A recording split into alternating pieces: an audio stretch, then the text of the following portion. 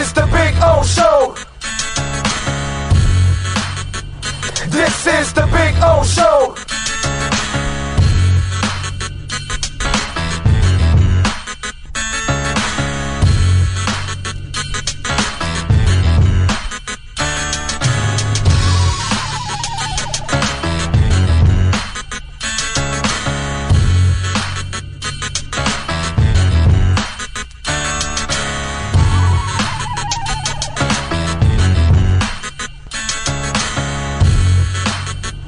This is the Big O Show. This is the Big O Show. This is the Big O Show. This.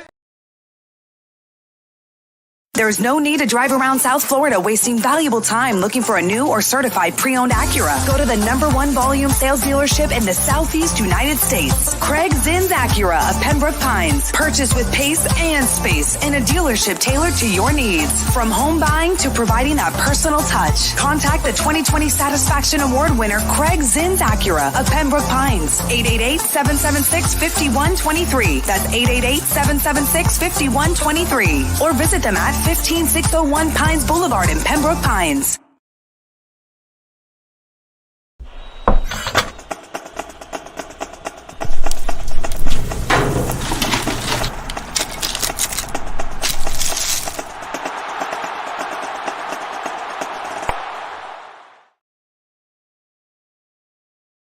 Welton Rayom has more than 62 years of litigation experience handling insurance disputes. They're committed to resolving even the toughest insurance claims quickly. Call them for a free consultation. 954-966-4646. At Welton Rayom, they don't get paid unless you win. Property damage claims to your home, business, or condo as a result of a hurricane. Welton Rayom can help.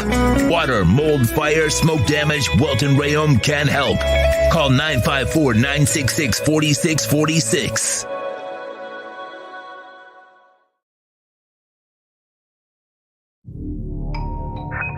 I think I know what this is. Houston, we have a package. Hello? No matter where you are, the Sloman Shield home security system guards your home. With next-gen perimeter protection, 24/7 monitoring, and interior motion sensing. And right now, get a free Sloman Shield security system and doorbell camera, all professionally installed, for free. Shield your world, the Sloman Shield.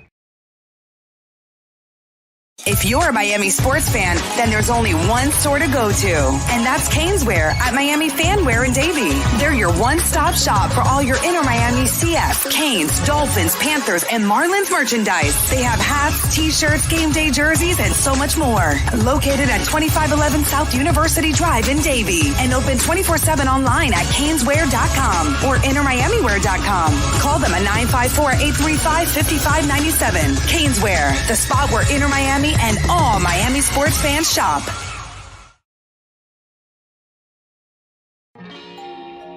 Oh, great. You have a doorbell camera. Now you have a front row seat to your house getting robbed.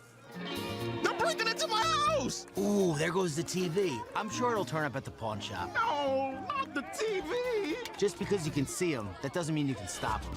With Slogans, you get 24-hour monitoring, a free home security system, and professional installation. Plus, free doorbell camera, one that'll actually work for you. Get out of my house! Get out of the house! Call 1-800-ALARM-ME. When you move, you need a reliable company led by passionate folks, eager to assist its customers during a transitional process that needs to be smooth. Call Essential Moving Experts at 844-368-5750 for all your local and long-distance moving needs. You can rely on Essential Moving Experts. Mention the Big O Show and get $150 off. Family owned and operated, they offer free 30-day storage, full-service moving, fully licensed, bonded, and insured. Moving was never so easy. EssentialMovingExperts.com. Welcome to Red Light Therapy, a revolutionary technology perfected by NASA to aid in muscle strengthening and recovery. Red, an infrared light, has the capacity to penetrate deep into the cell's mitochondria, potentially leading to increased energy, faster recovery, and the optimal performance your body demands. Train, fight, recover.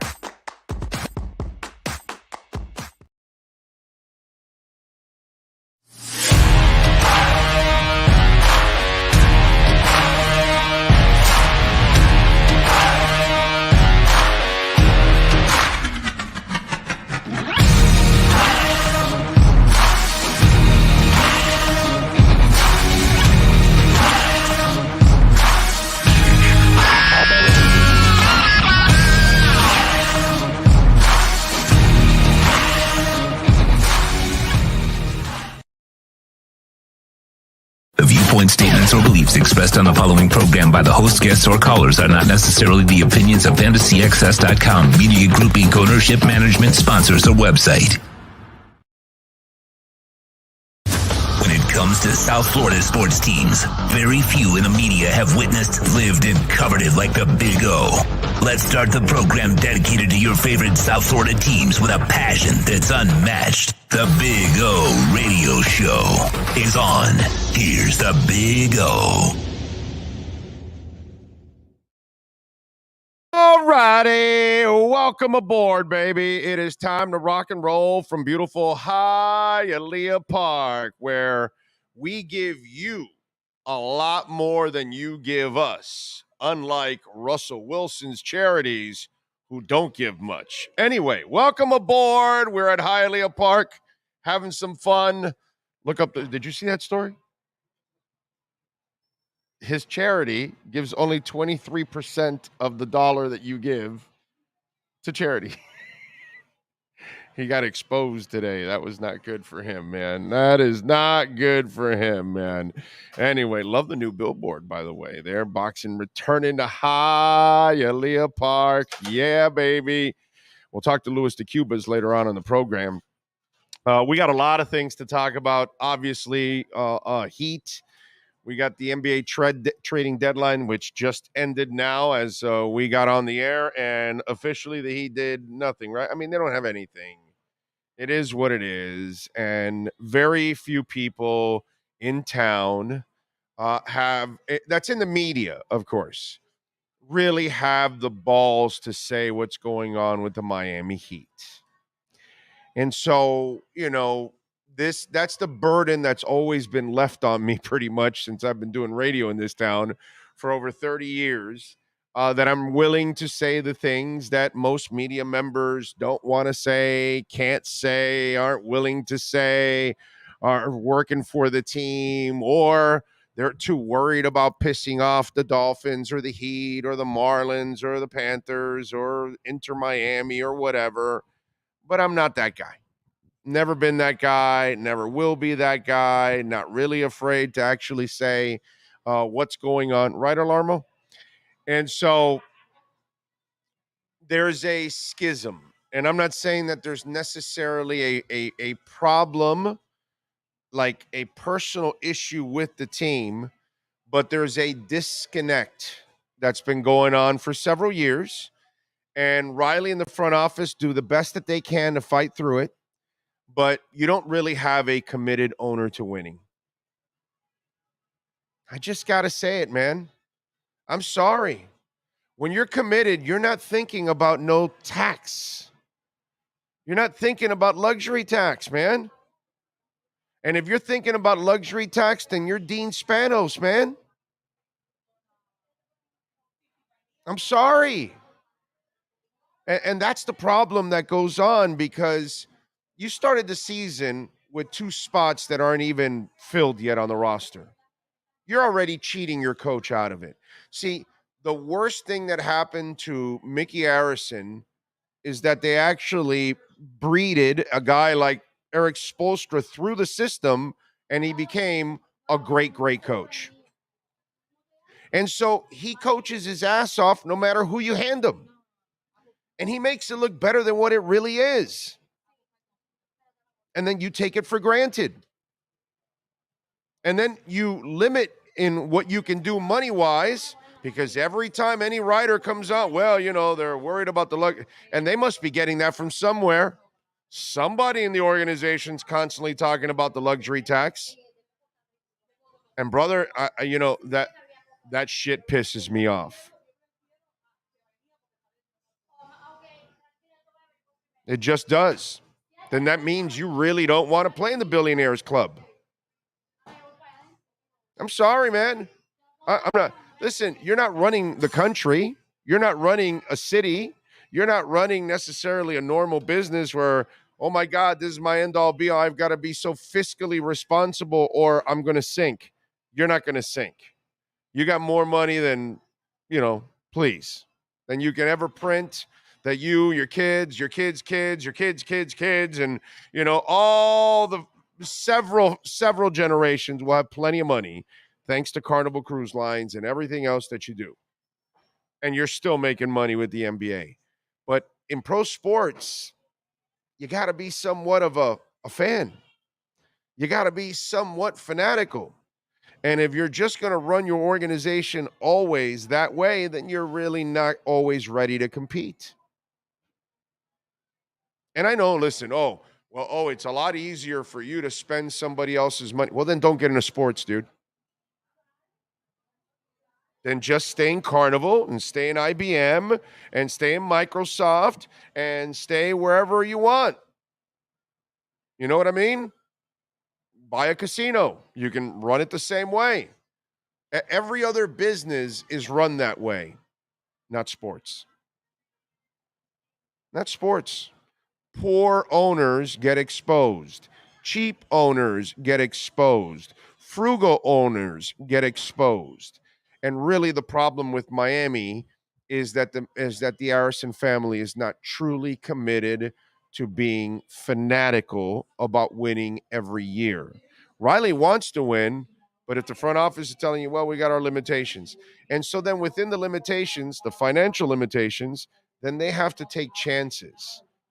And they have to do things that are not really conducive to really putting together a hell of a team. And the big three was kind of put together with Riley, but it was also the relationships of Wade, LeBron, and Bosh. So it was kind of a catch-22 there, It wasn't really. And so really now is put in a really difficult position for several years now. And he knows the owner's not going to spend more, so you're trying to, convince LeBron, so you draft Shabazz Napier. And you don't have a lot of space, so you go get a Danny Granger and a McBob to try to entice, LeBron. Hey, I got some extra pieces for you. And, that's not really going to entice LeBron. And then your cheapness, okay, even though Mike Miller was all broken down, I've thought about this now in hindsight. The Mike Miller move was the right move financially, that he wasn't really much of a factor. But the problem is you were pissing off LeBron in the process because you were being cheap. And so if you want to keep the superstar, then you can't be cheap. And so even if Mike Miller is not that good, LeBron likes him, well, you keep him around. I mean, you keep UD around every year, don't you? There's a discombobulation of the Miami Heat, and that's the reason why. And then you've got Eric Spoelstra in the bubble, kicking serious ass, getting you to the finals. And if it wasn't for the injuries, they might have gotten lucky. They might have gotten 2003 Marlins on them and won it. But that's Eric Spoelstra. And then last year, he gets you to the Eastern Conference Finals where Jimmy is a shot away from getting you to the final. Not that they were going to win or anything, but the problem is Eric Spoelstra spoils you because he gets the best out of scrubs. He gets the best out of great players. He gets the best out of good players. He gets the best out of anything and everything. You give him a Caleb Martin, he makes him something out of nothing. You give him Duncan, he makes him something out of nothing. You give him Gabe Vincent, he makes him something out of nothing. He gets a bum like Whiteside and makes him somewhat serviceable. And that's the problem. You got a great coach that kind of hides all your deficiencies because you're not willing to commit and give him everything he needs. and he's a freaking rock for you, and he's there at every press conference saying, I have enough, I have enough, I have enough, and no, you don't. And that's the problem.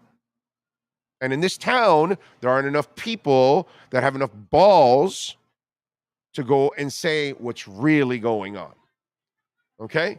Because I know Stephen Ross has not accomplished sports-wise a fraction of what Mickey has with the 3 titles.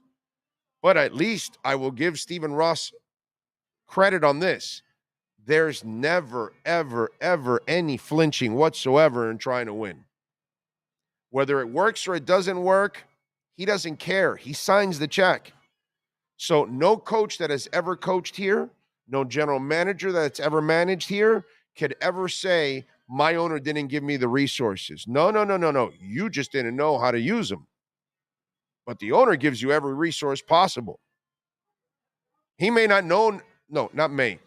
Stephen Ross doesn't know shit about football. Okay? All right? He doesn't know jack crap about football. I forgot more about football when I was 15 years old than Stephen Ross ever knew in his life, and he's 80 years old. Okay, let's put it that way. But I give him credit. As an owner, you just need to sign checks, dude. Get the hell out of the way, sign checks. He hasn't done a good job of getting out of the way at times, but he does sign the checks. And I don't want to hear my billionaire owner talking about luxury tax. I'm sorry, dude. Then get in another business. Get out of sports. Sports is about competition. Sports sometimes isn't about logic. And it isn't, you don't necessarily own the team just because you live off of it. And if you do, then you're in the wrong business. Because sometimes sports owners have to treat their sports teams, their franchises, like toys. Vinny Viola and Doug Sifu do not flinch. Oh, you need Bobrovsky? All right, there we go. We'll sign him to this ridiculous contract. Oh, you want to trade for Kachuk? Let's go. We'll do it. Yeah. Oh, you want to build another rink over here? Do I see Mickey spending his own money and building a rink somewhere, a practice facility somewhere out of his own money? I don't think so, right? It's usually tax money. In fact, the arena was built on Mickey's money, and then the city pays him back for it over 30 years. So he didn't even pay for the arena. You know, everything can't be jamon, as we say in Spanish. Just can't be easy for you, man.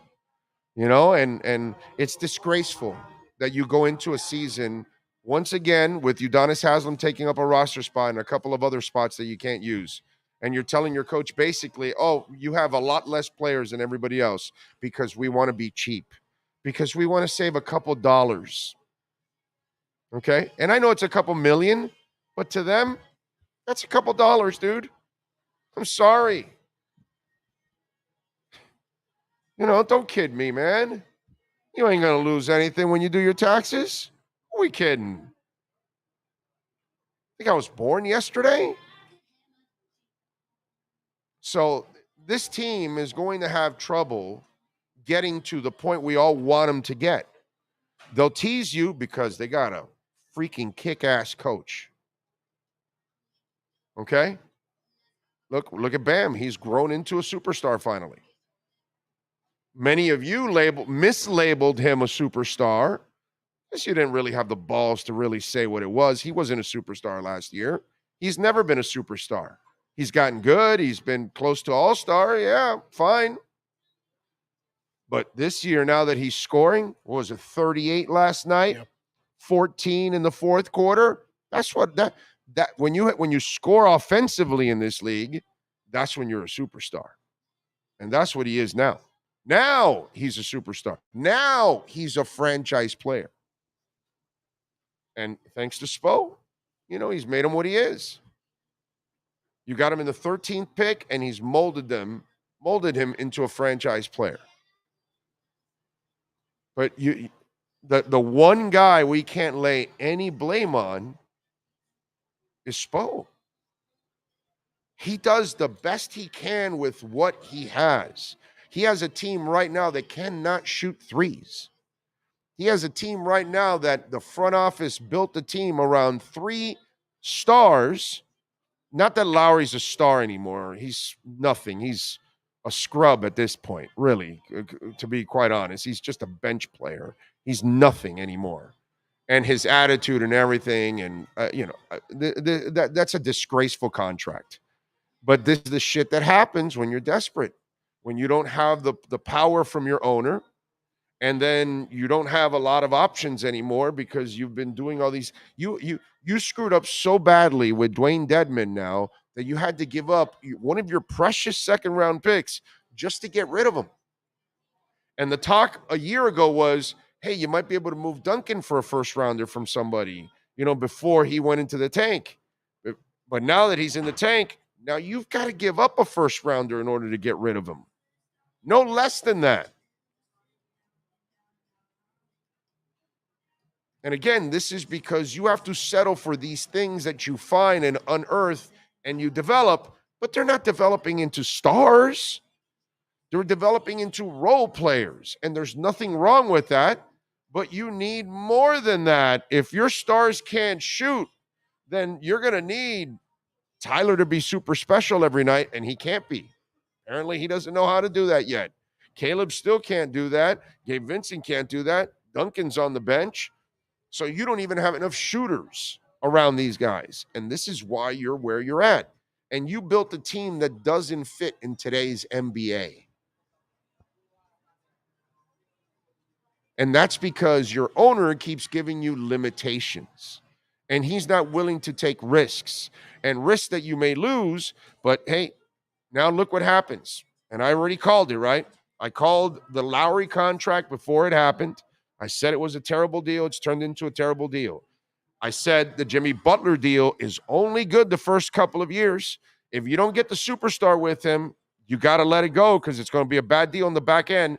And this is the 4th year of it. And I have to say I was wrong on the third, and this year's kind of been mediocre. This is what I expected it to go down to because he hasn't played a lot of games. So this is what's happened. And you gave him an extension. My God.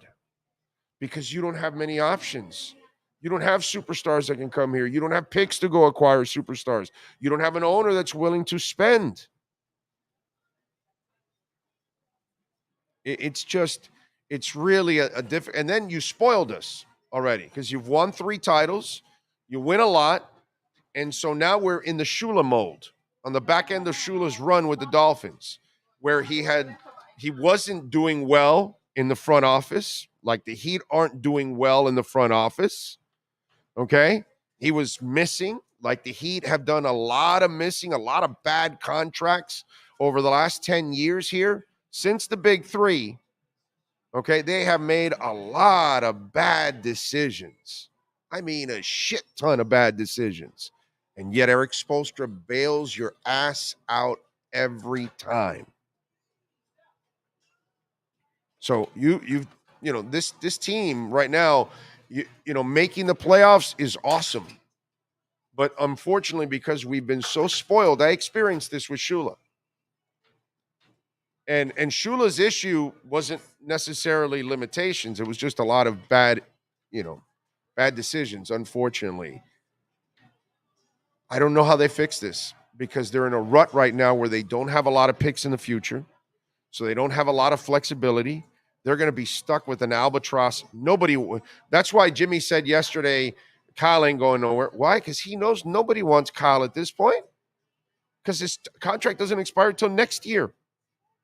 So why are they going to carry that burden this year? It's a really screwed up situation for the Miami Heat right now. You'll still be good. You'll get in the playoffs, but you're not going to really be an impact. And that's what Riley's all about, is making a championship team. And we all know that. So we expect you to try to make a championship team, and you're not even, And last year, what it does is it feeds you false hope because you're really not that good. It's just that Eric Spoelstra is that good. That's really the thing. I feel bad for Spo because you're not really giving your coach everything he needs to succeed. and yet he gives you way more back in return with his effort. And then I feel bad for the front office because they're juggling it and they're trying to do patchwork stuff, and they don't really have all the resources because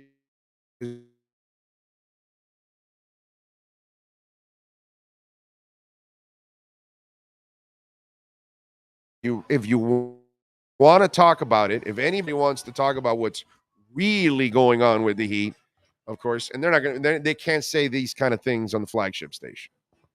They just can't, you know. But that's the brutal reality of what's going on with the Heat. Love the Heat, man, but the commitment is not really there.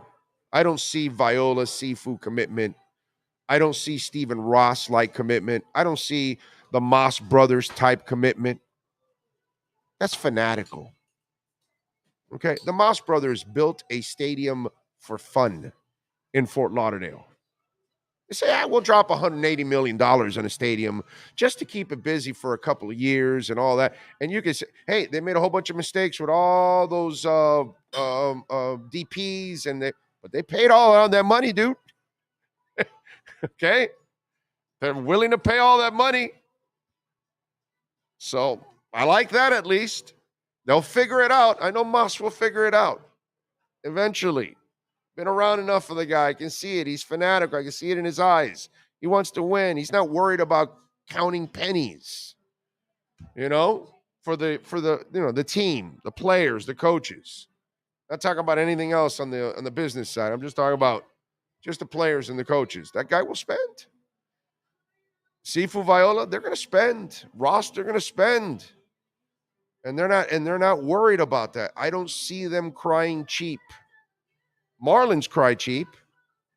And it's a shame that Mickey Harrison cries cheap because you should not be. It's a bad look, man.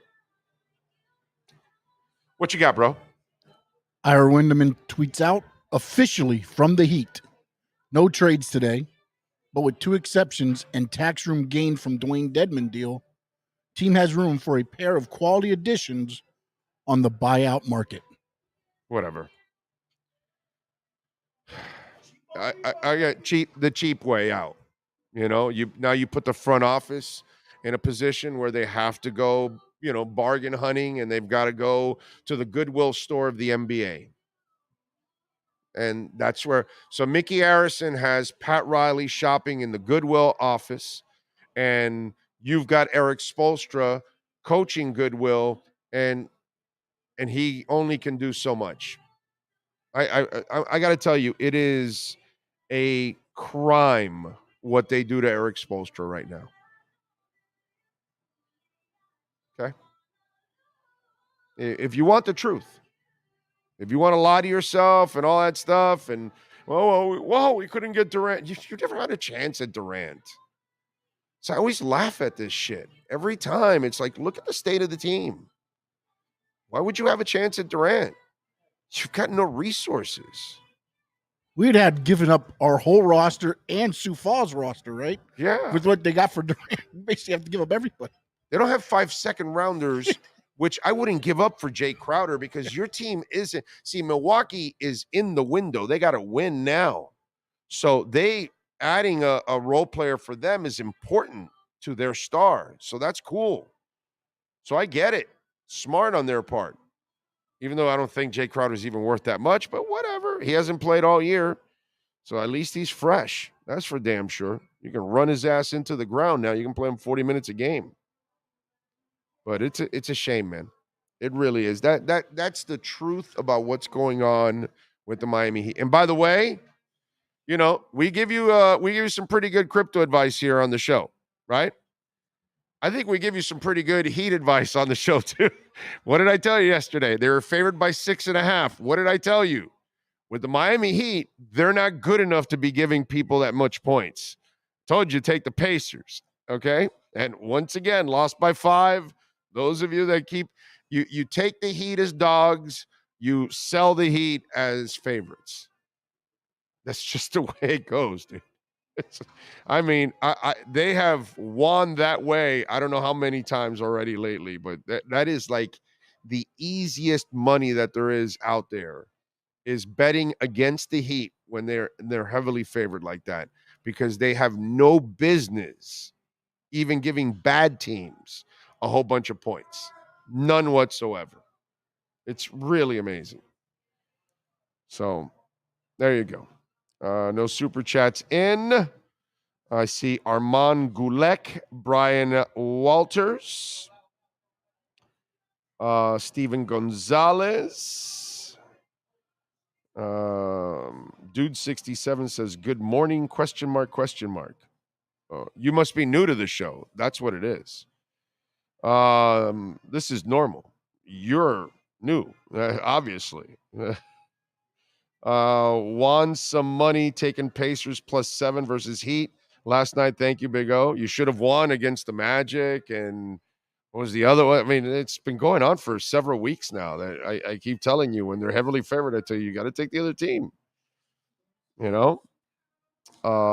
Gary R, B McD, Omar Lopez, Travis Laverette. Boy, I can't wait for the NFL draft. I need to see what things are going to look like next season. What a tougher schedule coming our way.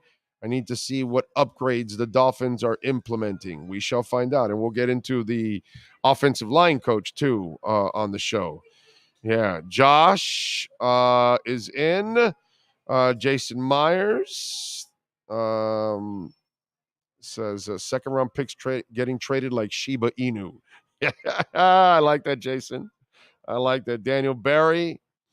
Let's see. Jermaine says, oh my God, I'm done with the Heat.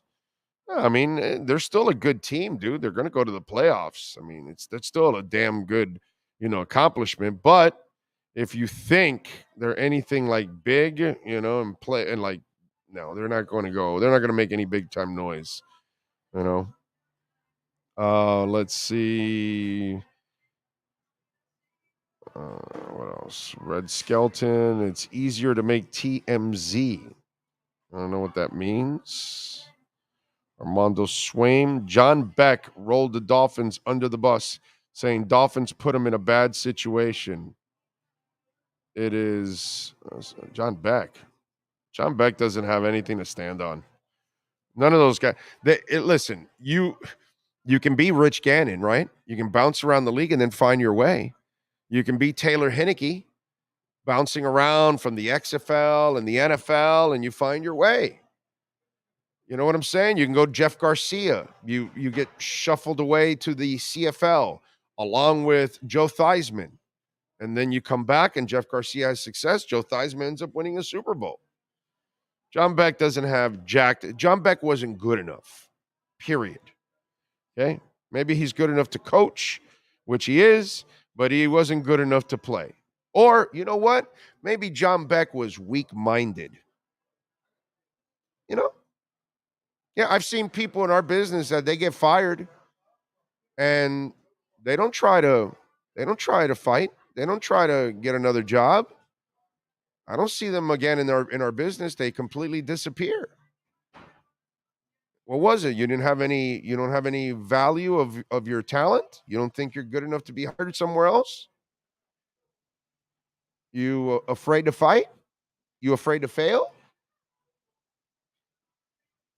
Let me tell you something. If you want to succeed in life, you better be able to learn how to fail. Because that's part of life, is failing. You got to get back up. John Beck failed and never got back up again. So I'm not sure what that story is, if that's, a story or whatever of John Beck rolled the Dolphins under the bus. But John Beck doesn't mean shit to me. I watch John Beck. And if you think you're good, then you fight through it, dude. You go to the Arena League, you go to the CFL, and then you come back and you do the same thing Cam Wake did. Cam Wake was told in the NFL, in Giants camp, you're not good enough, get out of here. Sent to the CFL, and when he comes back, there's 9 teams, including the Dolphins, wanting to sign his services. And where does he do? He comes here, and he ends up having one hell of a career. Maybe not Hall of Fame, but he had one hell of a career, Ring of Honor. I'll tell you that. I'll put Cam Wake in the Ring of Honor every day of the week and twice on Sundays. And he never gave up. Those are the people I respect. Okay? You got to have some fight. If you think you're good enough, then take on the challenge. Right? I mean, that's how it goes. I respect the man or woman that gets fired at a radio station. Probably not their fault more often than not. Some politics, new owner, whatever, but they go and find another job somewhere else in the same market, another city. They want to do what they love. So if John Beck if he thought that he was that good, because apparently that's what it is, it's up to you, dude. Not anybody else. Don't point fingers. Always me and all that. That I have no respect for that. Zero. Okay? Zero. I'm with you. All right. It is time. Let's get out to Radio Row. My man Matt Verderam is out in the Super Bowl for Radio Row. Let's talk a little NFL. Let's step into the huddle thanks to our friends at Red Recover. Let's huddle up with Fanside National NFL reporter Matt Verderam. The huddle is brought to you by RedRecover.com. RedRecover.com's wraps and pads are designed to deliver maximum benefits with each treatment anywhere you go. Go to RedRecover.com to learn more about Red Light with videos, blog posts, and over 40 years of medical research to treat pain, inflammation, and overall well-being. Here's NFL reporter Matt Verderam. Ride. There he is, Matt Verderam. How you feeling, my man? Feeling good. It's a hell of a lot warmer here than it is in Chicago. It is. Oh, it is Arizona. That's right. Yeah, that's right. But is it still getting cool in the evenings? Yeah, it was like 39 degrees last night. So, it still drops down. But it's beautiful weather. Yeah. It's actually a cool little town, bro. I like that place. Clean. Pretty cool place. I enjoyed it the last time it was there. I went out there. It's been great. I mean, honestly, everything's right next to each other. It's easy. It's easy to get around. Everybody's been nice. Food's great. I have no complaints. This is the first time I've stepped out and saw the sun all day long. So I've been down at Radio Row. But it's been nice. It's been nice to get out, get a little lunch, and say hi.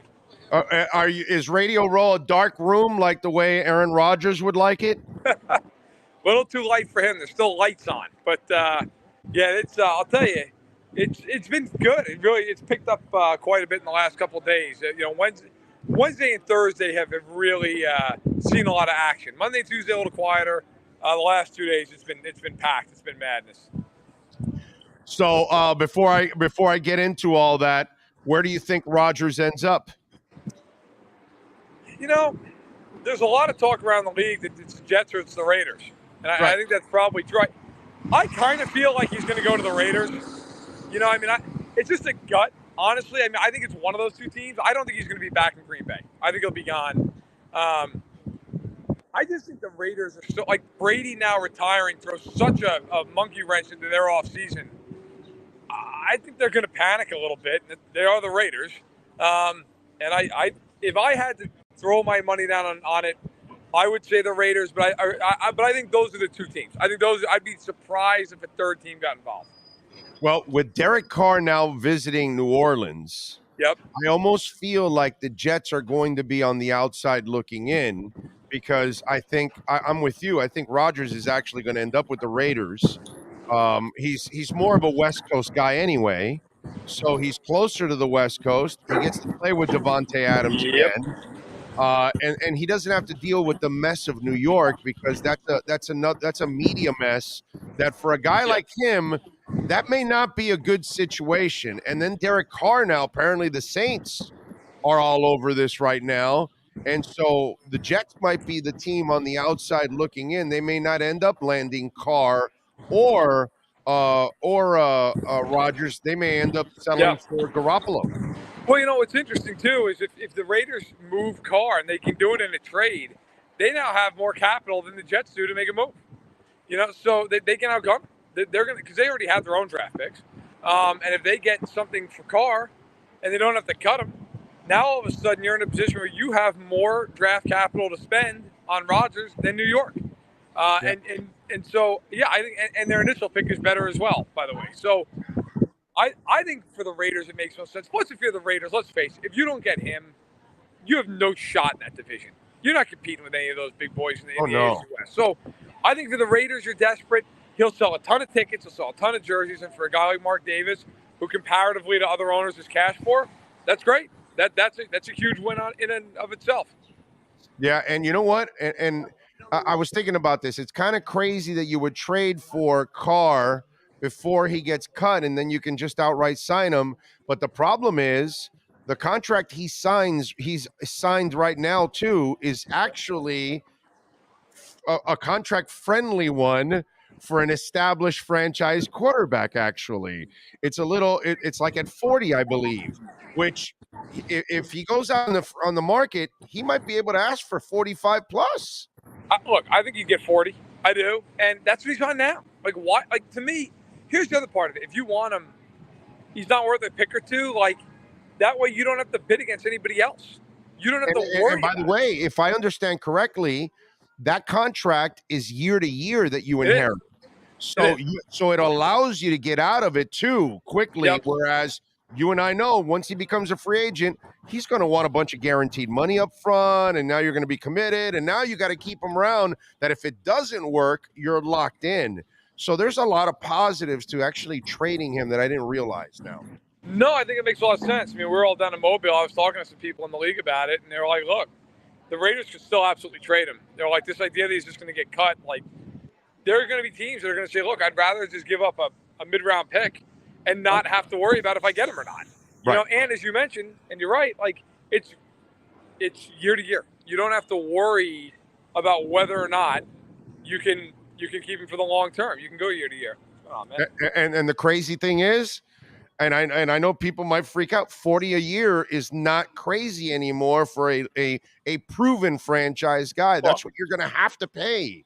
You know, so it's actually not a crazy contract, and you're not giving up a big signing bonus right from the get-go. You could actually grab that first year, and renegotiate it and give them some guarantees up front and make it even easier and break it out over the next couple of years. So you can actually turn that first year into cap space too. People hear the number and they freak out, but they don't realize the market. All that matters in the NFL is your market. Like what? Dak Prescott led the league in interceptions. He missed 5 games. He's hitting $40 million a year. Right. Like, and if Dallas tried to trade him tomorrow, they'd be able to trade him. Like, people don't understand, I think, at times. He's a quarterback who's made Pro Bowls. Like, he's going to get $40 million a year. He's not 45 years old there. Like, he's going to get paid. It's not a bad contract to inherit. It's really not.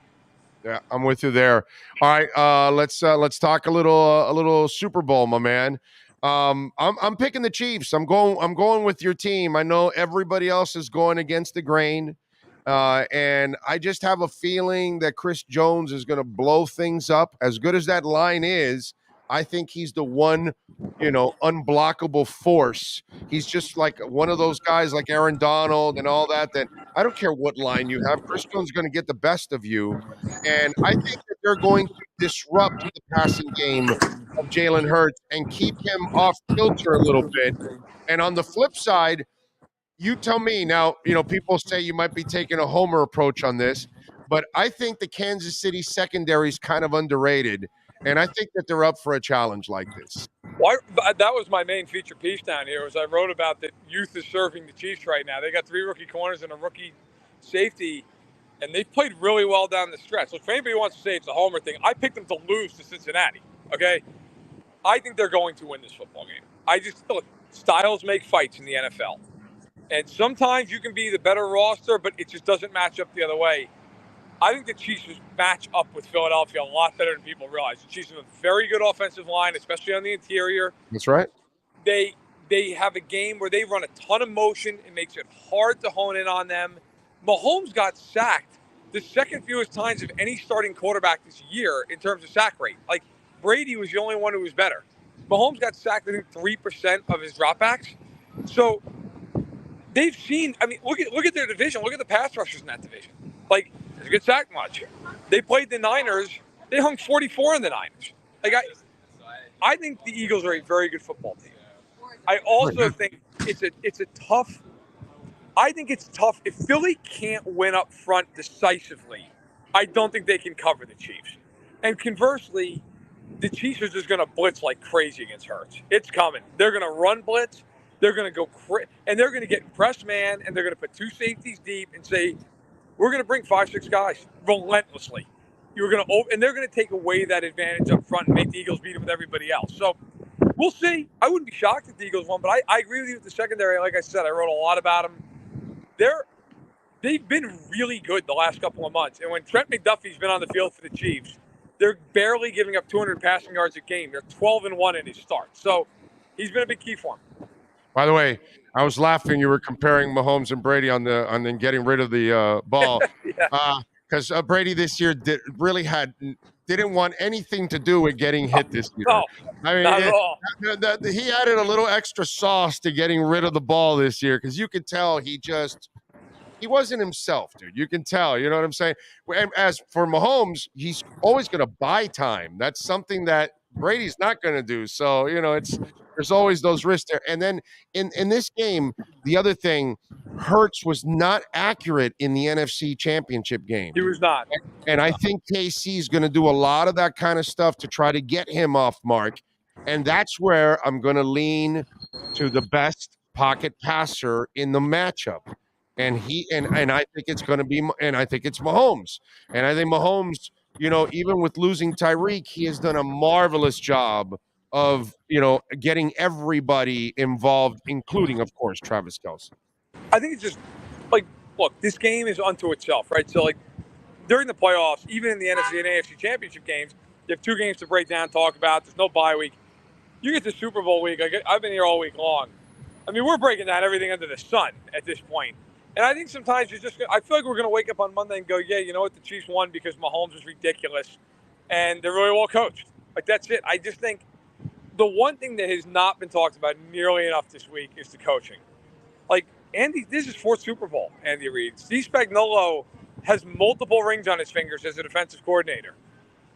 I think the biggest mismatch in the game is Spagnuolo having 2 weeks to prepare for an Eagles offense that he's going to say, look, I'm not just going to let you run the ball down our throat.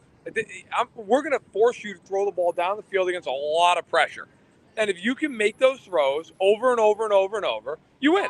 But if you make one big mistake, if you hold the ball too long on third down and take a sack, if you panic and you throw a pick, game's done. The game's done. If the Chiefs get one or two extra possessions, good night. So I think Spagnuolo is going to be incredibly aggressive in this game. I think he's a really hard guy to prepare for because he does a lot of different things. Do you know anything about Butch Barry, the offensive line coach the Miami Dolphins hired? Coming over from Denver, or at least was formerly of Denver. I mean, I remember his time there being one that, if you speak to people and not with the Broncos, but just people out of Denver, they weren't overly impressed with. But to me, I think a lot of it comes down to who do you have to work with. Do you have the right personnel? Miami's got some interesting personnel up front. They have some younger guys, also have a vet in Armstead, right, along with some others. And, I would be lying if I said I knew an absolute ton about him, but I think he's a veteran coach, comes in. I like the way that they've built up their coaching staff. I think Fangio's an absolute home run. Yes. And I know we haven't gotten to talk about that because the last time we were on was down in Mobile, and we didn't know if he was going there or not. But listen, I think he's going to have a lot more to work with in Miami than he did in a previous stop. Yeah, and listen, he's gotten some terrible reviews. He was here at the University of Miami. They were bad at that time. They allowed the third most sacks in FBS history that year. Yep. So it was bad. And I just tell Dolphins, sometimes people find themselves in different places, and you got to hope that, you know what I mean? Finds the right combination. Right, finds the right combination. I mean, he's got 3 guys to work with in Armstead, in what's it called? What's the name of this? Connor Williams, the center, and then Robert Hunt is an upcoming guard, bro. I mean, the kid practically played almost at a Pro Bowl level this year. He played really well as a he's like one of those draft picks that actually has developed for them in a positive direction. So 3 of your 5 positions are pretty much solved. You got to try to solve the left guard and the right tackle overall. So that's not the worst thing in the world for any offensive line coach. It's actually a pretty good place to be in. That's not that bad. And if you can fix the left guard, then you can always help with the right tackle. I mean, if you can just get it to where it's passable on the right edge, I always think it's interior first. I know, look, the tackles are always going to make the most money. They're the pass protectors. Right. But you can help them a hell of a lot easier than you can help guards and centers. Like, if you're not good inside, you're screwed. There's very little you can do. You can always chip. You can always help. No, it's not ideal.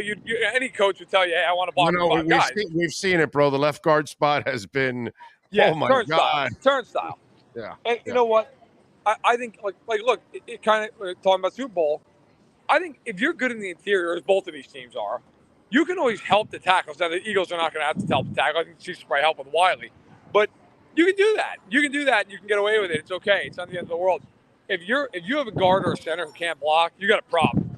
Because there is not much, and it breaks down the whole rest of that side of the line. Guy comes through, now your center's trying to help, now your center's getting beat to the other side. It's a domino effect. So how are the parties? Good. I was at a party last night. I had to get up at 6:30 this morning. It was a little bit of a challenge, but had a Gatorade and splashed a lot of water on my face, took a shower, and we made it happen. I'm professional. Okay. I got up. All right. How's Radio Row this year? How many people? Is Pretty it a lot? packed, man. It's kind of back to what it was. Really? Monday and Tuesday. Yeah, Monday and Tuesday it wasn't. It was quiet. Slow. I thought, I don't know. I'm like, maybe we'll see. Yesterday it got pretty busy. Today it's ridiculous. Today people are just everywhere. So it was good. And we had on our show, we had Deion Sanders, Justin Jefferson, Adam Thielen, Josh Jacobs, with Joe Montana yesterday. We had Mike Golick stop by. We had Tony Richardson. So it's been good. It's been, honestly, the last 2 days it's been really busy. Did Montana push Skechers? Is that what he was pushing? I actually joked about it. No, he was working with Advanced Auto Parts. So there we go. Man's branching out. But I think he's back today doing Guinness, but I don't think we have him booked today. Okay. All right. Follow him on Twitter at Matt Verderam. Tell him about Stacking the Box, my brother. Check it out every Tuesday. It is live at noon Eastern. Of course, Stacking the Box, a column out every Monday. I tweeted out a story I wrote in July today. If you want to check it out, Rise of the Black Quarterbacks. It's obviously pertinent with Hurts and Mahomes. And then I had a couple stories this week, one on the KC secondary, which is, I think, really interesting. They talk a lot about each other, and Mahomes weighed in. And then there's also one I put out today about Brett Veach and Howie Roseman. They spent 9 years in Philadelphia together. They're friends, but they're not talking this week. So it's an interesting story. Go search it out on my Twitter feed. There you go, at Matt Verderam. Matt, as always, thank you, my brother. Enjoy Phoenix, my friend. Enjoy the game. We'll talk next week. Thanks a lot, Pico. Take care. You got it, baby. Anytime. There you go. Matt Verderam. We love him. Always great stuff. RedRecover.com. We step out of the huddle. And don't forget, RedRecover.com. Go to RedRecover.com. You're dealing with a former injury, surgery, soreness from working out, shoulders, elbow. Maybe you got a little tennis elbow. Does pickleball give you elbow too? Because a lot of people play pickleball too. I don't know. Maybe you get some sore knees. You need a wrap for your knees. You need a wrap for your feet. And need a wrap for your ankle. Whatever it is, it can help you optimize workouts. It can help you also in dealing with some of the discomfort that you have from those old injuries or an old surgery. And red light therapy is so amazing, okay? They've got the pad for your face for the ladies, for the wrinkles, so you can get rid of the crow's feet, as they say, and you can use this here too. So the pad, it's only like 5 or 10 minutes, I believe. It's amazing. Red light therapy can help do so many things. If you have a scar that you just had surgery, okay, not an old scar, it's already healed and gone. That's it. The mark is the mark. But you want to avoid leaving a mark, right?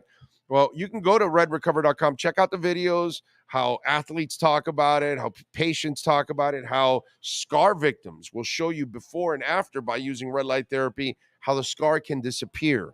We have wraps for the dogs, little dogs, bigger dogs, their hips, some have some issues. We have one listener that had a Yorkie that had broken legs, and they put They inserted some steel rods in there and still was kind of uncomfortable. Since putting on the wraps, getting the blood flow going in that area, now the dog's a lot happier, moving around a lot better. So now the Yorkie's a little happier, and you know you're going to be happy. If our dogs are happy, we're happy because dogs make us happy. Because when I get home, my 4 dogs make me incredibly happy, man. So take care of your dogs, take care of your family. Go to redrecover.com. We've got 30% off right now. And before it goes away, take advantage. 30%. It'll go back down to 10% soon. So 30% off. Go to redrecover.com. You're going to save yourself a lot of money, and you're going to save yourself from a lot of pain and discomfort. This has been The Huddle with NFL reporter Matt Verderam. RedRecover.com helps pros and everyday warriors heal on the go with their medical-grade, highly specialized devices designed for each area of the body. Go to RedRecover.com to learn more about red light with videos, blog posts, and over 40 years of medical research to treat pain, inflammation, and overall well-being. All right. We back. As always. Oh, there we go. Essential moving experts. Yeah, my man Sean Williams. You guys moving locally, nationally, statewide. There you go. Call my man Sean Williams, 386-213-4054. That's 386-213-4054. You're moving your office, moving your home. And by the way, they store your goods for 30 days. So if you're moving from one home to another, but things aren't ready yet, they can actually store them on the house for you. That's part of their service. So why don't you call Sean Williams? Essential Moving Experts. They will help you out. Anywhere in the country. And we know we got a lot of you moving to our state in Florida. Let's see. What else do we have? Barry knows the side zone blocking scheme, so that's a plus. Barry. I don't know what that means. Butch Barry. Oh, Butch Barry. Look, man, let's talk a little bit about this, okay? Dolphins hire Butch Barry. We talked about it yesterday. He's got terrible reviews. They were laughing at him over there in Denver. Players publicly were going after him. They celebrated when he was fired right away by the interim coach. I retweeted a trainer that is involved with some of his former players, and they were like, "How does that guy have a job?" and all that stuff. So, and the offensive line was a disaster the year he was here with the University of Miami. He wasn't here for a long time. He's bounced around a lot. McDaniel knows him, so we have to, I guess, trust McDaniel. And in the end, look, Butch Barry, maybe things didn't work out with him wherever he was the last couple times. And, it just wasn't his time. And maybe now, the light goes on. He's in the right place. And what we have to do with Butch Barry is, and I talked about this on Twitter with somebody, we just have to, turn the page, man. And he gets the clean slate here. Because he hasn't been a bad coach for the Miami Dolphins. And who knows? Maybe this is part of his growing process where you bounce around a little bit, you can't figure it out, and then eventually, here it goes.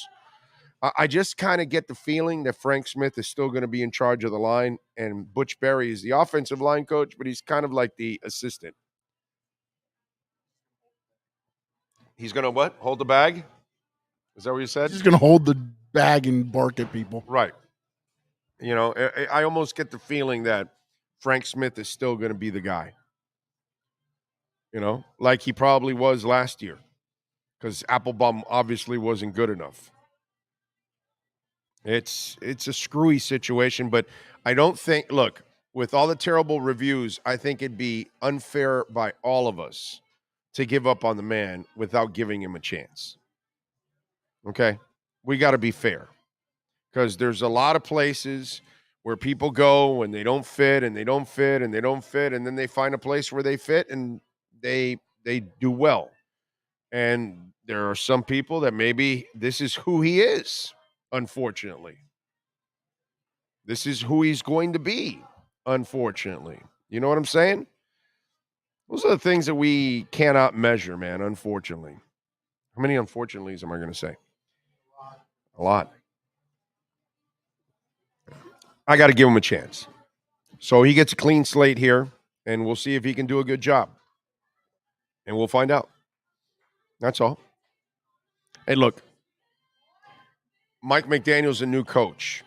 This is part of the process of being a new coach, is figuring out a staff and then filling that staff. See, that's a change on the offensive side.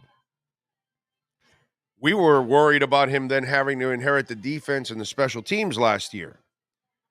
That's a challenge for him. And obviously, Danny Crossman was like the coach that you would have to change out of all the guys last year, and he's still here. Now, is he still here because they don't think he's, that bad?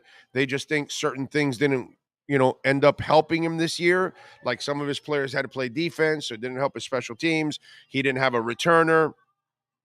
Jason Sanders, is it really his fault that Jason Sanders, the last year before this last couple of games, was kind of off kilter?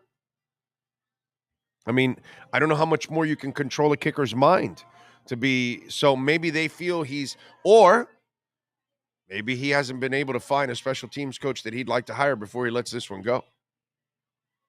Clearly he had Fangio already in the wings. That's why season ended, he got rid of Boyer right away. Did Boyer a favor? And he already knew what he had. You know what I'm saying?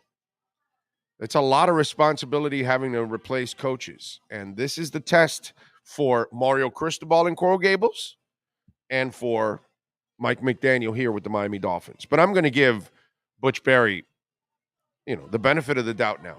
He has to get that. The only thing I would say is, we had a guy that was doing cocaine here before, practice, but he could coach.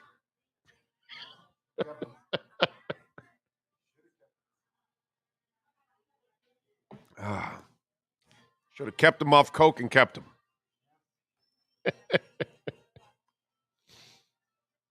Tommy Scheffler says, Zach Thomas, Hall of Fame tonight. I hope so. God. John says, why is Mickey Arison so did you just listen to the beginning of the show, John? I mean, yeah, you might be catching up, but man, just listen to the beginning of the show. I already kind of went into it and explained all angles of it. Okay. Let's see. Don't want to hear that. Flo went through the same growing pains, but you didn't cut him slack. Yeah, that's right. That's right. Because it's 3 years in. O'Shea, brother, if you're going to say stuff, don't say stupid shit, bro. Did you watch the offense this year? It scored a ton of points. They couldn't score with Flo. What the hell are you talking about, dude? And any questions about offense with Flo and offense with Mike McDaniel? Come on, bro. What the hell's wrong with you? See, some of you, I get it, bro. O'Shea, you're a butthurt little bitch because you said that Tua couldn't play. So you still butthurt now. And Flo's not a guy to be defending because he couldn't create a damn offensive staff. Okay? And that comparison is stupid. Okay? Just like when you didn't think that Tua could play.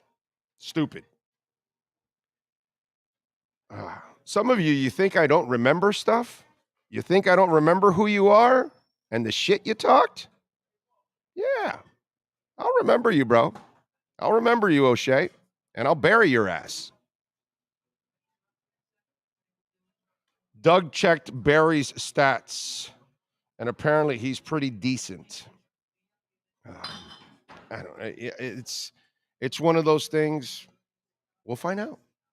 We'll find out. That's why I can tell you the reviews weren't very good, but you got to give him a fresh start. That's it. He might be way better here, or he might not make it here. I don't know. Matt Applebaum got his opportunity, and you moved on from him. That's all. You're not going to hire a perfect staff right off the bat. You're going to have to tweak little things here and there, and you're going to lose people to other places.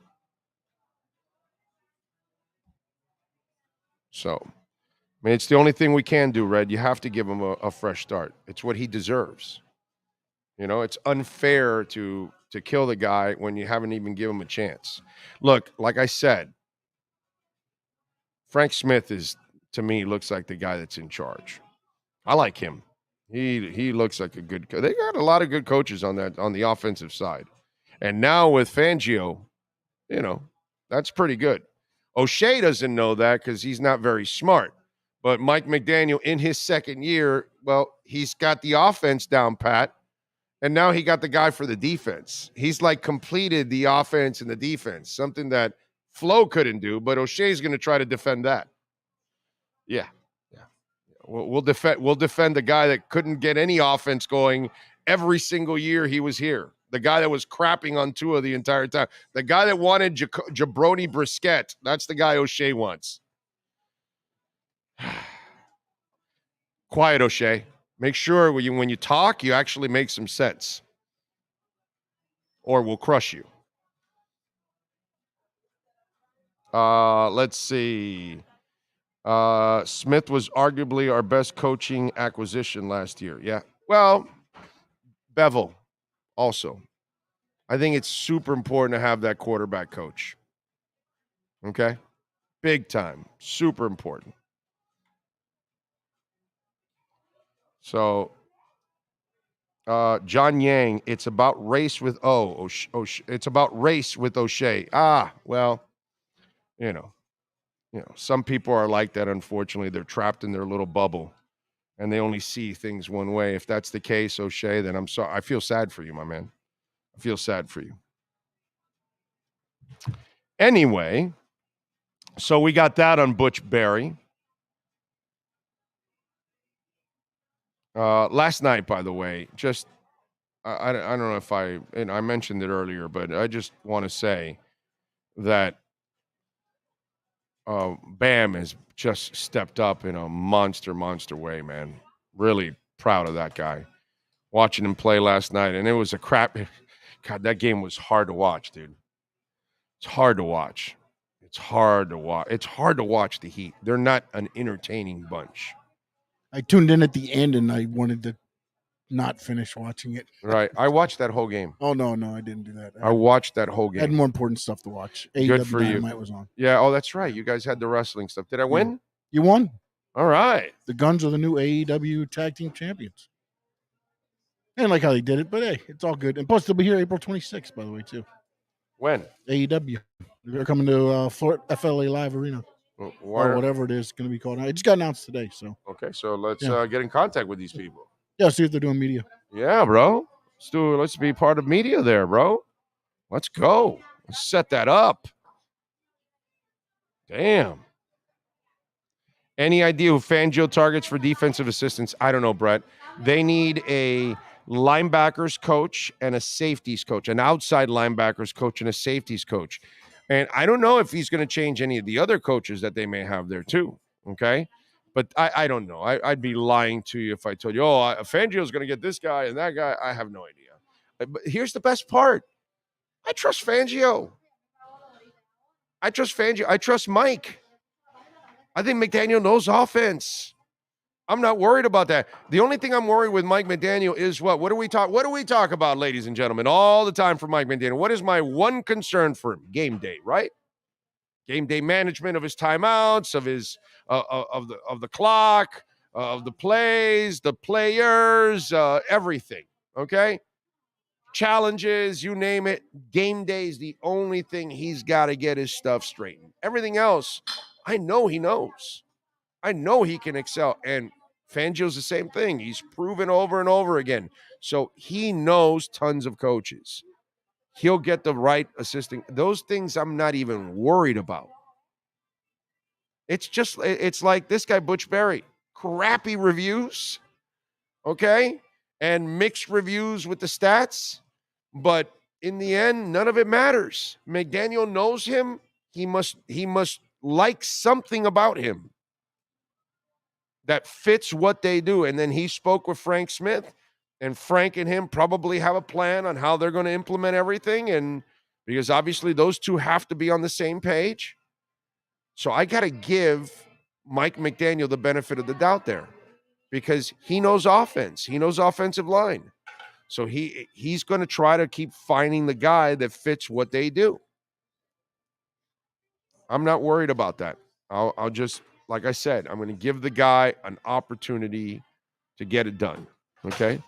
McDaniel, like I told you, the only thing with McDaniel is I better not have this conversation at the end of next year that McDaniel's having problems on game day. That's the only thing that McDaniel needs to correct with me. Okay? Because if we have these kind of conversations at the end of next year, like I told you for the last couple months here, we got problems. Okay? So that's the job. I need to see a clean operation on game day next year with Mike McDaniel. And then I know he can move on as a head coach. Okay? If it's not, then he's not the right guy to be a head coach because then that means he can't get his shit together on game day. And that's not good. You might know offense, but then maybe you're just an offensive coordinator. You're not a head coach. You know what I'm saying? So there's a little pressure on McDaniel there too because what he did on game day, he cost his team several games. As I've said all year long. Okay? His rookiness cost them several games as a play caller. That's where he struggles. And he better not struggle next year with that because he hurt his team a lot last year. And that can't happen. But you get the break because you're a rookie and you're a head coach calling plays. That's a lot for a veteran coach, much less a rookie. Let's hope it's better.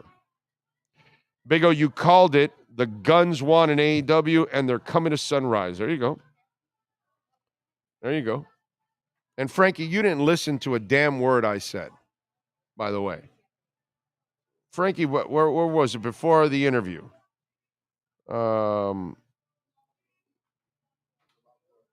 Yeah, it was before. Oh, by the way, Ian Baller, James Harrison told he wasn't good enough. Hall of Famer. Right, exactly.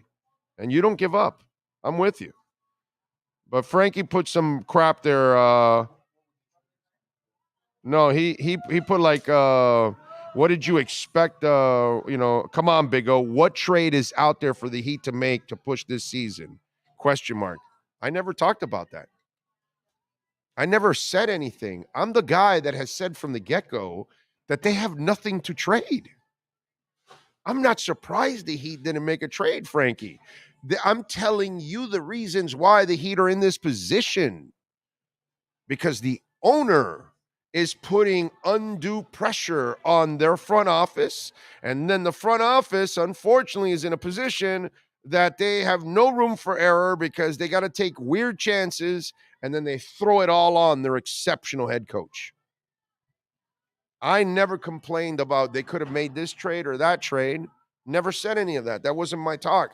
I've said for many months now, they can't make any trades. They got nothing. That's why I said get rid of Butler. You need to get rid of Butler. Now you're stuck with Butler again. And now you're stuck with him for the next 3 years, and that's just not a good move. So I never said at any point, I saw it right before I got on the air with the interview. And I was like, come on, dude, pay attention. Listen to what I was talking about. Never talked about any trade. I knew they couldn't make a trade. They got nothing to trade. Everybody's got way more ammo than them all the time. They have no ammo. They just lost ammo just to get rid of Dedmon, which is another bad move by the Miami Heat. They've made a lot of bad moves, man. A lot of bad moves since the Big Three.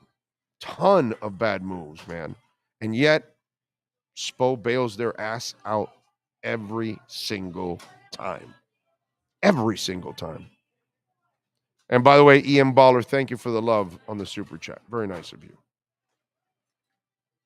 No, Pat Riley doesn't need to retire. Brett, what needs to happen is Mickey Arison needs to change his ways. You can't tell your team, no, you can't come in with the 13th and 14th and 15th roster spots, and you got to take Udonis Haslem. Oh, dude, I love UD. He has no business being on the team. He's a coach, not a player. And that's you can't do that, man. You can't do that. And you certainly got to stop listening to players. But the problem is you're limited. You don't have a lot of room. You don't have a lot of money to trade. You don't have a lot. So you got to settle for Kyle Lowry. And some of you are there, oh, that's the biggest free agent on the trade market. Whatever, bro. You want to do that, go ahead. I hated that trade from the second it happened. God, that was a terrible trade. It's like they make these moves 5 years too late. Doesn't make any sense. Big O, everybody's trashing this O-line coach. We got. What do you think about this guy, Big O? Well, I just talked about him, so you can just rewind, and you can hear it. So, what do you got, man? Something happened? You sound happy there. No, the XFL 10 days are kicking off. They put out their finished rosters today. All right. Paxton Lynch made it on the Orlando Guardians. I'm sorry. Oh my God. And I'm looking at Reed Sinnett. Oh, we're Sinnett to win it on the San Antonio Brahmas. Oh. I'm still going through on some of the other ones to see if any named but the way they did it, some teams did it in alphabetical order. Some did it in numbered order, so you're trying to go through and hit position, find who the quarter. It doesn't allow me to. Not on this sheet. I'm stealing it from here. Okay. Ben DiNucci, Seattle Sea Dragons, the Cowboys, right? Ben DiNucci. Yeah, DiNucci, right? Yeah. Let's see. Nico says, "Be a coach like every other staff member on the Heat. Many are former players who played with UD." Right, exactly. I'm with you, man. I'm with you. It just, I get the whole thing with UD and all that, but and I love UD. Who doesn't love UD, bro? I mean, it's like it's criminal as a Heat fan not to love UD. We all love UD, but man, everybody has a time and a place, and his time and his place passed. His time is to become more of a basketball executive or coach. He's a smart guy. He's a hard worker. Well, then let's help translate that in another area where maybe he can help. Maybe he can scout. Maybe he can find players. Maybe he can help, teach. But taking up a roster spot is a cheap way out by the ownership group. I mean, the fact that you started immediately without the 15th player, it's like so ridiculous. And then you're using all these two-way contracts, and it's just a cheapness on top of a cheapness on top of a cheapness. It's just really, it's not a good look for the Arison family. It's just not. I don't get it. Welton Rayom, by the way, if you want a law office that can protect you here in South Florida, Dade, Broward, Palm Beach, and even in Monroe County for our friends in the Keys. You're dealing with homeowner property damage. Maybe, I don't know, a car went through your wall like us, or fire, water damage, storm damage, condo damage, business owner claims, criminal defense, commercial litigation, personal injury, 954-966-4646. I saw it firsthand. These guys brought Progressive Insurance to their knees. Okay, it was impressive. They were offering us 1/5 of what we ended up getting because they were offering us a lot less than what it took to actually replace it. That's disgusting. That's unacceptable. And Welton Rayom brought them to their knees, and they do this all the time with a lot of insurance companies. Call them 954-966-4646. Bankruptcy, personal injury, criminal defense, condo damage, homeowner property damage. I'm telling you, call them for a free consultation. Call Dan or Jeff, man. Welt and Rayom, 954-966-4646, and tell them that Big O sent you. All right. Gary says, I remember when Jimmy Johnson shocked everybody and cut the veteran linebacker Jack Del Rio before the season for a rookie named Zach Thomas. Yes, he did. He had a meeting in the locker room, and he said 2 guys have already made this team that week, and he said Dan Marino and Larry Izzo. And then he also cut Jack Del Rio that first week. Said, Jack, I found my middle linebacker. I want you to have a chance to go get a job. And he gave it to Zach Thomas. And Zach was like right from the get-go making calls and just taking over. And I remember that training camp like it was yesterday. I remember that training camp, how Zach just took over right from the get-go. Yeah, it was pretty cool, man. It was very cool to watch that. Hope he gets in. I think eventually he'll get in. Eventually, they'll come to their senses and not use his height against him like it's been used his entire life, even when he succeeds. And like his defense was blamed because that team never went forward. Well, of course they never had an offense. It's the sad part. Jimmy didn't do enough on offense. He destroyed the offense, is what he did, and that's with Marino. And he destroyed the offense. It's crazy. Bam's maturation gives me hope moving forward. I just hope that the luxury tax doesn't scare the Arisons for too much longer. Well, apparently that's the norm. They're only going to open up their purse strings. Apparently, this is how it goes for them, is if they run into another LeBron or Shaq, that's it. They're not taking any chances. They're not going to take any chance. They're going to secure their risk by making sure that if they go over the luxury tax, it's really for a true superstar and a run. That's it. That's the way they're going to look at it. True Fin fan, thank you for the love on the super chat. At their peak, who was better, Zach or JT? It's two different positions. You know what I mean? But if you're going to tell me who the better player is, brother, that's not even up for debate. It's Jason Taylor. Okay. Love Zach. Great linebacker. Frankie Fresco, thank you for a little love on Cash App, a little Bitcoin donation. Thank you, sir. Appreciate you, Frankie. Thank you, thank you, thank you. All right. We are ready to talk a little football, man. Let's go with our EJDconstruction.com Miami Dolphins report with Alan Poupart.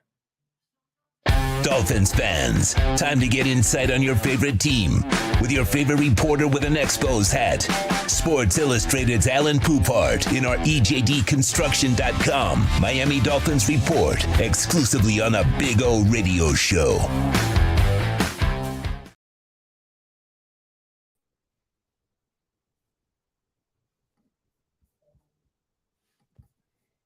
All right. I don't know. You just wanted to do a double shot Thursday or something like that? I don't know. But in Zeta 4, it used to be on Tuesdays, okay? Not Thursdays. Just want you to Zeta know. 4. That's a reference right there. That's right, baby. She's only rock and roll. Zeta 4. Yeah. K102 with the kangaroo. When was that? That might have been before my time. That doesn't ring a bell. What? No, yeah. You've been here since the early 80s. You saw K102. Yep. Did you say she? Yes, she's only rock and roll. Only rock and roll. Yeah, and K102 was out for a short time, but we had it here in town. Sometimes look it up there, K102 South Florida rock station. I bet you there's a Wikipedia page about it. I remember the logo was a blue sticker that said K102 and it had a kangaroo on it, if I'm correct. Yeah, I don't remember that one. Yeah, and I want to say, okay, you're looking it up. I'm going to guess K102 was 84 to 87, maybe 88. I'm going to go right in that area somewhere. So we'll see. Sean will look it up for us and we'll see how good or bad my memory is. And get me the sticker also. The bumper sticker. Oh, they had a bumper sticker. People used to have it on. It was actually a really good station, K102. Yeah, it was actually a really good station. I really enjoyed that station. What was that? Yeah, K102. You can't find it? Go to Wikipedia, probably. Oh, there's a Facebook page. Let me see. Oh. K102. Oh, alumni of K102. You see, oh, my- I don't know if you can see There you that. go. Nice. It's actually on Facebook. Alumni friends of K102. So you can't tell. So there's no Wikipedia page or anything that tells you what years it was. Damn. Okay. Unacceptable. Yeah, it is. It's unacceptable. Yeah. It'll be there. Anyway, Butch Berry. Let's talk a little. Let's get Butch here on the show. Let's talk a little Butch Berry. Kind of a strange reviews. There's some Strange is a nice way to put it.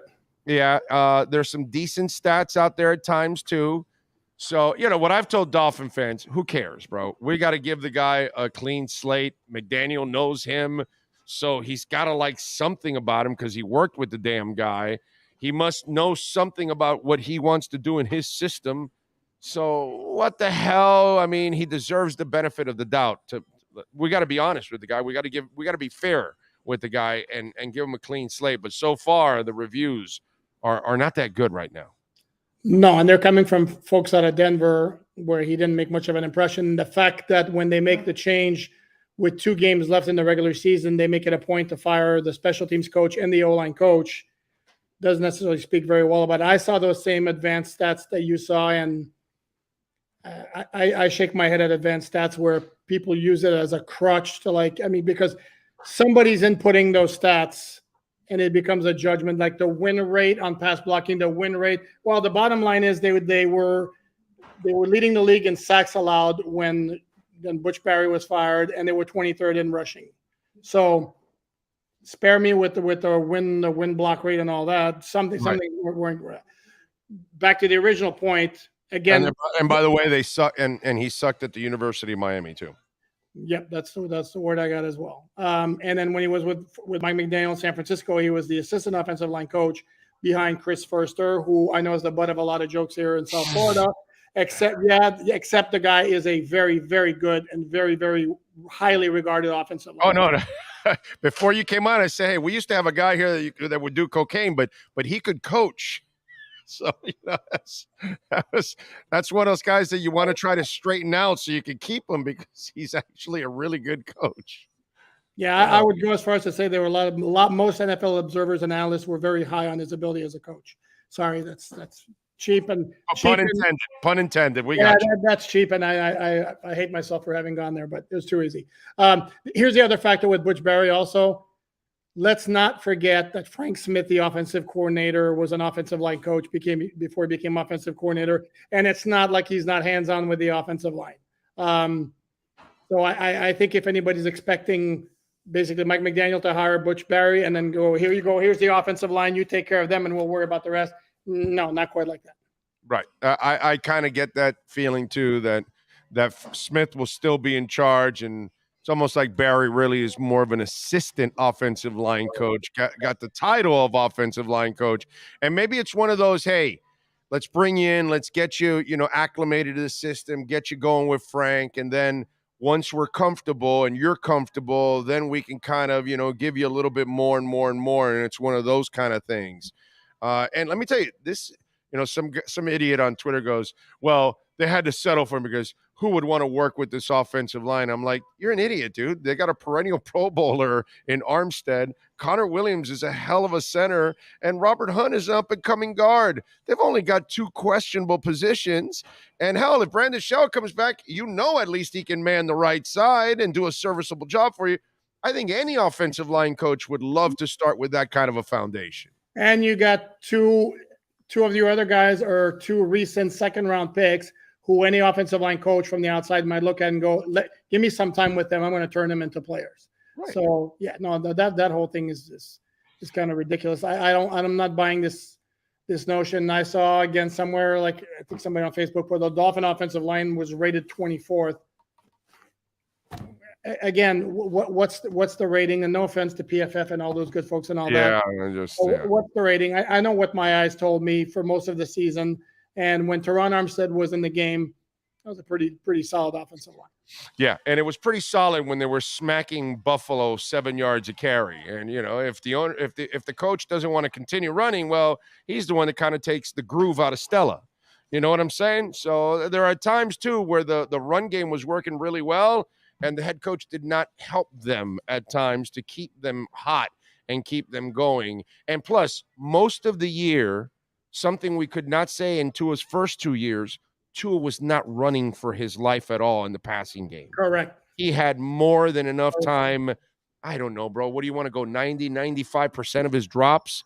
He had more than enough time to pass. He wasn't like the first 2 years, which the poor kid was getting mauled right from the second it was snapped. And here's the other point too. If anybody, because I've seen this take before that they need an offensive line that's going to keep him from getting injured. Well, it's very convenient to forget that on the 2 plays where he got the concussions, the officially diagnosed concussions, he had tons of time to throw, and he just hung onto the ball. And in the case against Cincinnati, he had Jalen Waddle wide open for a 40-yard pass early in the play, didn't see it, then hung onto the ball, and eventually tried to make the one-on-one juke on Josh Tapau, and that ended badly. And in the Green Bay game, he eventually got tackled, and after completing a pass to Durham Smythe, and it wasn't because he didn't have the time to throw. So, and it was 4.81 seconds. There you go. Which I'm no offensive line genius, but that's a pretty long time to throw a ball. No, that's ridiculous. That's Ryan Tannehill-like time. You don't know. You don't hold on to the ball like that. That's what he's got to learn that he's not that guy. Also, he's not supposed to hold on to the ball. He has to be like I said. The bust that is in Canton for Marino moves as fast as Marino, and he's there in Canton, and that's all he has. He has to move the same as a bust. Just make him a decision in the damn pocket in 3 seconds and get the hell out of the whole damn thing. Now, if there's nobody around every once in a while, there's those obvious moments that you can hang on to it for another second. But more often than not, dude, just get rid of the damn ball. We're scrambled inside. Yeah. You keep thinking you're Russell Wilson or Fran Tarkenton, whatever generation you grew up with. That's not who you are, bro. You're not going to be able to do those kind of things. It's just not it. Do you have any idea? They asked me, and I have no idea, so I'm going to put you in the terrible position. They need an outside linebackers coach. They need a safeties coach. What do you think about where's Fangio looking for this? I don't know. I haven't studied his coaching tree, to be honest with you. And that's nothing's going to happen there until they take care of the biggest piece on defense, and that's going to happen after the Super Bowl. So once they make it official that they're hiring Vic Fangio, I'm sure there have been conversations. Oh, you have any idea who you might want to bring in for those positions? But nothing's going to get done. Until knowing him that he's old school, he'll say, yeah, we'll get to that after I sign the contract. Then we'll talk about it and all that, because that looks like that's kind of the whole process. I wonder if they'll hold a press conference for him. You think? That's not been the pattern in recent years. So I don't recall that being the case last year when they hired Frank Smith to be the OC. I could be wrong. Right. It's only a year ago. I should remember this, but no, I don't recall a press conference for Frank Smith, and I don't recall press conferences in 2019 once Flores finalized his original staff. No, you're right. You're right. I don't think so. It just would be a fascinating conversation to have with him, but he probably doesn't even want to do anything like that. He doesn't look like the media type. So that once a week thing might be a little interesting with him because it doesn't look like he's really the guy that really likes media too much. Yeah, there's a lot of those. And then if we're going to be honest, I think more coaches than not, if they had their druthers, they wouldn't be doing the once weekly if you're a coordinator and the once a month if you're a position coach, that they're doing. Yeah, no, I'm with you there. We can't take it personally. It's funny because one time Josh Boyer was talking about, this was at a time when somebody asked him, like, I don't remember the exact question, but basically the premise was like, if the thought of maybe he was about to coach one of his final games that come into play, and he was talking about he wasn't worried about anything because he's thankful for everything he's got in his life, and he mentioned a whole bunch of things, And when he left the podium, I threw out there, hey, you didn't mention the opportunity to interact with the media once a week.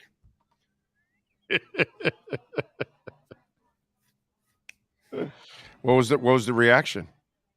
He kind of give it like a quick little smirk, like, yeah. I think deep down he's like, yeah, no. All right, so let's talk a little Super Bowl, my man. Where are you leaning to?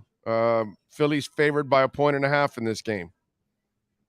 I have a strong lead toward Philly. They're if it wasn't for Patrick Mahomes, I think we'd be looking at a clear, decisive win. Mahomes just give you the idea that anything's possible for the Chiefs, but top to bottom, I think Philly is clearly a better team. And we've talked for a while about their ridiculous combination, O-line, D-line. Mm-hmm. And D-line, it's even their front seven. I mean, they got studs all over the place. And I had this argument with actually a good friend of mine who covers the Eagles about Nick Sirianni and his worthiness as coach of the year. And I'm thinking, I'm not offended if I'm an Eagles person about him not being a finalist, because look at the talent he had to play with. But then, that being the case, Howie Roseman's got to be executive of the year. I mean, look at the moves that they made this offseason with A.J. Brown, Chauncey Gardner-Johnson, which was a complete steal, getting him from the Saints. Dude's a great safety. And signing Hassan Reddick in free agency. And I'm going to forget some moves. But, I mean, it's just they made the playoffs last year, and they added like 4 or 5 key pieces to that team. There's no hole on that roster. I mean, I have a hard time. But I don't mind giving Sirianni Coach of the Year, because one of the things I do like, he's a young guy that has been able to mold this team quickly, and they kind of take on his attitude, and I kind of like that he has a little swag to his dude. You know what I'm saying? And for such a young coach to be, that, like, he's got it all together, man. You know what I'm saying? He's got a good connection with the players. I have no problem. I get it. They're super talented, but I've seen a lot of super talented teams also fall apart and not. And hey, listen, the Cowboys are pretty talented, and they find ways to choke their way out of games and all that. And yet this guy has really kept this team together, and they're playing at an incredibly high level, man. I don't mind giving Sirianni Coach of the Year. I wouldn't mind either, but to me, he wouldn't be my first choice. My choice is Brian Dable, because I look at the Giants and I'm like, how the hell did that team make the playoffs? Yeah, you're right. And he got more out of Jones than anybody could get. No, you're right. Dable's job with the Giants, I can't argue with that one. That was one awesome job, because I don't think that Giants team is that good. You're right. No. And on top of that, they had injuries up the wazoo at wide receiver, which did not help their quarterback, who actually had his best season by far. Yeah, no, it's a great call on your part. It's hard to argue that point. I just don't want to take anything away from Philly. They've earned everything. No, I agree. And then like the comments that the Giants safety Julian Love made, kind of semi taking shots, like he didn't have to do anything other than basically get out of the way. And it's like, well, yeah, correct. And he did that very well. With that kind of talent, it's basically don't mess it up, which is exactly what Sirianni did. He didn't have to do more than what he did. So he had a great team to work with, and he did a great job with it. I have nothing but kudos about the work Kevin Sirianni done. I just think that Brian Dable would be more deserving. Yeah, no, and I don't have a problem giving Dable that award for sure. Just out of curiosity, let's play the shell game. Where does Aaron Rodgers, Derek Carr, and Jimmy Garoppolo end up? I thought you guys were going to talk about Brandon Shell, since you said the shell game. Thank you. Aaron Rodgers, Vegas or the Jets? No. There's no fence straddling. You gotta nail it. You gotta go with one. Okay. Where does Rodgers land? New Orleans. Okay, I'm with you. And the other two is going to be Raiders. It's going to be Vegas or the Jets, so it's a matter of who goes where. I think Rodgers is going automatically to the Raiders. I don't think Rodgers wants anything to do with New York's media at all. That's fair. I think he may look at that Jets roster and go, that's Oh no, it's that defense, and he gets Brees Hall back in that offense. Yeah. Yeah, no, I'm not arguing with you that their roster is pretty damn good, but and he's a West Coast guy too, so that puts him in Vegas, close to the West Coast, all that crap. But what do you think? You think Rodgers goes to the Jets then? No, you make well, and the difference though with Rodgers and Garoppolo is, I mean, Rodgers can semi-dictate where he goes because, he can refuse to go. He can just say, well, he's not retiring and leaving $58 million on the table. But they have to work out trade compensation, whereas Jimmy G is going to be a free agent. Interesting. Okay, I'll bite. Okay. See, I don't think it's quite as clear cut because you got the Josh McDaniels. That's the idea. That's the idea. It's not clear cut. I gotta, I'm putting Garoppolo in the Jets. I'm putting Rodgers in Vegas, and I'm putting Carr in New Orleans. Okay, but I'm going to go the other way around. I'm going to go Rodgers to the Jets, Garoppolo to Vegas. Okay. All right. Let's see. But let's say 51-49 because your logic also makes sense. Yeah, Devontae Adams is there. He's a West Coast guy. His quirkiness, he's got to know that New York is going to be a monster for him.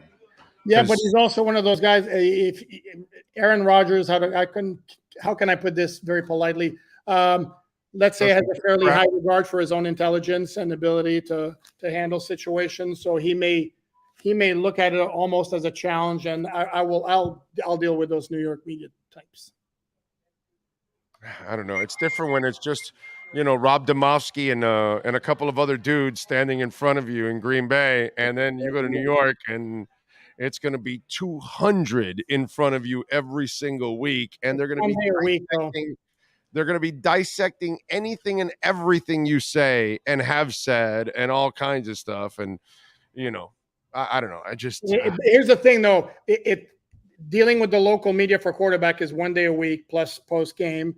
And as far as what's being dissected, not like Aaron Rodgers hasn't been scrutinized like crazy nationally for the past, 5, 6, 7 years.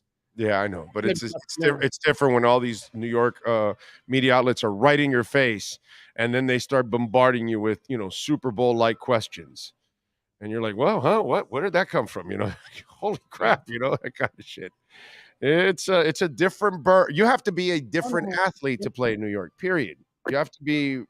You can't be thin-skinned. Yeah, and I don't know. That one's kind of odd for me. All right, what do you got going on alldolphins.com for Sports Illustrated? That's what every Dolphin fan should be bookmarking, alldolphins.com, to get this man's intel every single day. What you got going on? Well, we've had a lot of stuff this week. Today, I posted a story earlier today, basically previewing the Hall of Fame class of 2023, which is going to be announced tonight with the hope that this is the year that Zach Thomas finally gets in. And then we'll be following up with the results. Let's hope so. That's it. All right. Good There's stuff. a lot of other stuff on there. That's the main focus today. All right. There you go.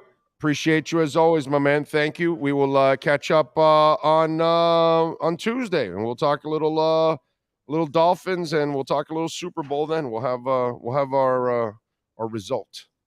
Sounds good. Enjoy the big game. You got it, my brother. Be good. There you go. The great Alan Poupart there with our EJDconstruction.com Miami Dolphins report. And when it comes to EJD, call my guy, Eric. Oh, man, they're always there for you. 305-433-4843. And listen, custom home construction, major home remodeling. We're talking about a company that is responsible. Everyone is insured, okay? So all the workers, when they come into your house, they're insured. So if somebody gets injured, they're not suing you. Make sure whenever you hire somebody to work at your home, they are fully insured, because if they're not and they get injured on your property, they can sue you. EJD Construction protects you, the customer. So if you are looking to build an addition to your home, a second floor, you want to modernize that kitchen, you want to upgrade that man cave now, make it really nice, you need to redo that backyard, and maybe, one of our listeners actually made this whole shed with a full kitchen and a barbecue and a grease trap. I mean, it was really, really cool. Another one of our listeners built an observation deck on top of their house so they can hang out. Apparently, the guy's a big cigar smoker, so you can hang out with your cigar on top of your house, watching the sunset, all that kind of stuff. It's pretty cool, man. I've seen more and more houses actually build like a observation deck. You ever seen any of your houses around your town, and you've seen one with an observation deck that they build on top? That is such a cool thing, man. Telling you, I don't know if they would allow me to get away with it, but it's something that I would love to build myself. Yeah, that's what I was kind of thinking. Like, I think the one down the road that's a 2-story has the like sliding glass door where they can come out, like a little balcony type Like a thing, balcony, yeah. but it's not really a Rooftop. Yeah, Yeah. sitting there. Yeah. They got like a spiral staircase to the Eric showed me the pictures. It's really cool. It's really cool. Can't say your name, but it's really, really cool. So you call them, man. 305-433-4843. Custom home construction, major home remodeling, whatever it is you need. If you unfortunately had to fire your home or business and you need to remediate everything and gut it all out, they do that too. You got your roof, you're renewing your hurricane policy, and if your roof is too old, 20 years plus, these insurance companies are telling you now you've got to upgrade your roof. Well, EJD Construction can do that for you in Dade and Broward County. 305-433-4843. You've been listening to the EJDconstruction.com Miami Dolphins Report with Sports Illustrated's Alan Poupart. For additions, home remodeling, and custom work, call Eric at 305-433-4843. EJDconstruction.com is your custom home builder and general contractor you can trust. 305-433-4843. All right. Let's see. All right. What do we got going on here? The combine. But the main dates, by the way, that you guys care about, the guys running the 40 and the shuttle and all that silliness, that goes on between the 1st, 2nd, 3rd, and 4th, I want to say. I know because I'm coming back on the 3rd. I'm pretty sure of that. So, yeah, I think so. Because I'm not staying for the last day. Usually, most of the guys are gone, leading up to that. So I'm going to go up there for a few days, have some fun, and gather some information draft-wise, all that kind of stuff. I don't know if you guys saw this, but what's it called? What's the name of the Maurice, the guy that leads the NFLPA? Anyway, he just came out and said, like, we should abolish the combine. Like, he doesn't want the combine at all. And I don't blame him. I got to be honest with you. The combine's just a bunch of crap that the NFL created and now made it into a moneymaker for themselves. DeMaurice Smith, yes. DeMaurice Smith said, and he's right. The combine was made just for the medicals and the interviews. Then there became all this other crap that they've added to it, which guys can pull muscles and get injured and all that stuff. And he's right. It doesn't really help your draft status. It mostly hurts your draft status because all they're doing is asking you all kinds of crazy questions, and then they're trying to find some negatives in you in the whole process. So yeah, it's kind of weird, man. They've got to do something about it, but a lot of you actually like this crap. When I go to the combine, I don't care about no 40 or shuttle or benching or anything like. None of that means anything to me. I always trip out when I have people, well, hey, who ran the fastest 40? And I'm like, I don't care, dude. That doesn't matter to me.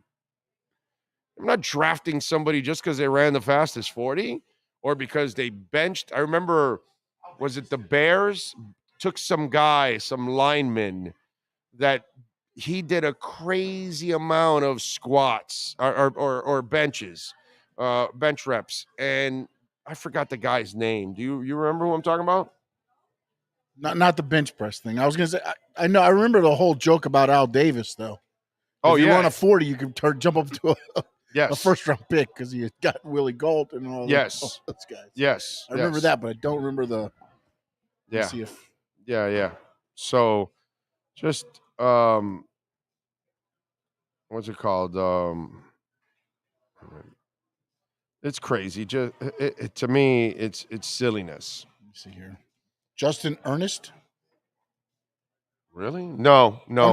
He completed 51 reps at the 99 NFL Combine. No, it was after that. It was after that. It was after 99. It might have been somewhere in the 2010 area, probably. But it's some guy that they drafted. Bears draft. Just put Bears draft D linemen bench reps, and maybe it'll come out like that. If I remember correctly. But anyway, so Not Khalil Mack, right? No, definitely not Khalil Mack. Sam Acho? No. It's before these guys. It was before these guys. Kevin White? No. Somebody will remember the name for Let's see me. if anybody's got any names in there yet. Somebody will remember it. I know that. Anyway, so you never found anything on K102? Oh no, I did. I was going to tell you. What'd you find out? Hold on. I gotta go back here. K102 in 1979. K102 changed formats again to a tight rotation of rock hits with DJs Buddy Hollis, Bo Walker, Alan Michaels, Tom Stevens, and Jeff Allen. How long did they last? They went from 79. Wow, it went earlier than what I thought. Yeah, by late 80, they made a dent into WSHE's dominance of South Florida rock audience. Right. At this time, K102 was calling itself South Florida's hottest rock. In Nice. early 82, K102 began playing a new wave format and calling itself K102 Rock of the 80s. Okay. In 1983, K102 was playing an album-oriented rock that lasted until the station was sold by Bob Bell. Oh, okay. All right. I know the name Bob Bell. Yeah, so that the station was sold in 83, which was then when it stopped. Okay. So 79 to 83 was the rock. But they were around from the early 70s because they started as a soul R&B format. Right. Then they went to automated disco format. And then they went to the K102 with the rock hits. Okay. All right. There you go. Although it was a little earlier than what I thought. Than what I thought. I don't know if Poop Art was here that early. I know he was here in the early 80s because he's been covering the Dolphins for a long time. But it might have been a tight what's it called, a tight window there where he was there, and then K102. Let's see. Rhino says there were so many K102 bumper stickers in my high school with the kangaroo Big O show. Yeah, I remember that. It was Mike Mamula. Yeah, that was the workout warrior, but not the guy that I thought was the bench guy. Not the bench guy that I'm thinking of. If I remember the name, I will hear. If I hear the name, I will remember. Stephen Pay. That's it. Stephen Pay. Yeah, where'd he go? What school? He was in Oregon State in 2011. He recorded 49 bench press reps at the Combine. He went on to be drafted by the Chicago Bears in the second round of the 2011 NFL Draft, and he played did nothing. for Washington, Cleveland, and Dallas. Did nothing. That's the guy. That's the guy. And what did I say? Like around 2010, it was 2011. There you go. So once in a while, I get right up there, right around that area, and we get close to it. How you remember these stupid things? I don't know how it stays in my mind. I gotta. Don't. It's amazing, right? All the stupid shit that stays in your mind, like forever, like that crap. Like, why would I remember that? I'm not even a Bears. Well, you know what? I probably remember Bill complaining about it. Yeah, probably. It's probably what it drilling was. your head. He probably Yeah. spoke about it daily. Yeah, he probably like, God, I can't believe we drafted this guy just It'll because he pay. benched it and all that. Yeah, that was the guy. Fred Smoot, wasn't he pretty decent? Yeah, he was, and The he, you know, name's done. you know who Fred's what he's more famous for. He only did one bench press at the combine. Well, no, but he's more famous. He was benching some hose on that is that- on that boat for the Minnesota Vikings. Okay. all right. Okay, that was Fred Smoot, bro. It was him and our boy from UM, the big lineman. They were kind of in charge of that, huh? McKinney, yeah. They were in charge of that sex boat, that sex party. Okay. That's what Fred Smoot is. That's He the was a Vikings, right? Yeah, he had some good years, bro. He was good corner for the Vikings. No, he's officially for the the Redskins. weakest athlete in combine history. Okay, because I wanted to see because it popped up like That's who funny. did the least. He did one rep. Okay. Fred's like, hey, I gotta go see some O's. I'm out of here. Yeah, one bro. Gone, one and gone. Yeah, Fred Smoot, man. Literally one and done. Yeah. But he got a long career in the NFL. I want to say he played maybe 12 years, 10 years. I knew the name Smoot. It sounded familiar, but I didn't know if it was the same, like a different one, or if I was... How long did Fred Smoot's career last? hold I on, want to say let me 10, 12 years, bro. That guy bounced around a little bit, but he had a time where he was a good player and he helped out. Yes, Y100's always been pop, never been rock. It's Zeta was rock in this town in South Florida. K102, Zeta, and now it's Big. That's about it, right? And then if you live a little bit more north, the Gator. Always love the Gator. Yeah, Smoot 9 years, someone says. Yeah, 2001 to 2009. Yeah, Okay, between yeah. two teams, the There you go. Vikings and the Redskins. Yeah. So he had a hell of a career, man. Hell of a career. I can tell you that. That's for sure. And I agree. That's right. Give us a like there on the chat board there, folks. Appreciate you all. It's very important to hit the like button. Gets the algorithm going and all that good stuff. So lots of basketball trades, none for the Miami Heat. What were you gonna say? No. I was gonna ask you something. I saw something on Twitter that like an NFL reporter kind of sends out. He talked to 5 agents, and he didn't say which 5, about Chargers Pro Bowl quarterback Justin Herbert's contract extension would look like in the offseason. Right. And he took the average of them and kind of came up with the deal. 5 years. What do you think the per year? Oh, it's going to be in the 45 range. 50? Wow. 52.4 million per year.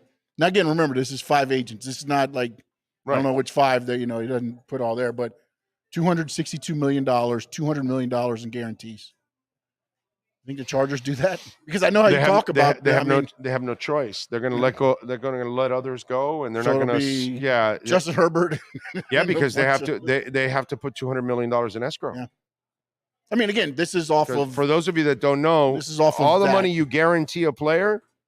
That money has to be taken out of your account and put in an escrow.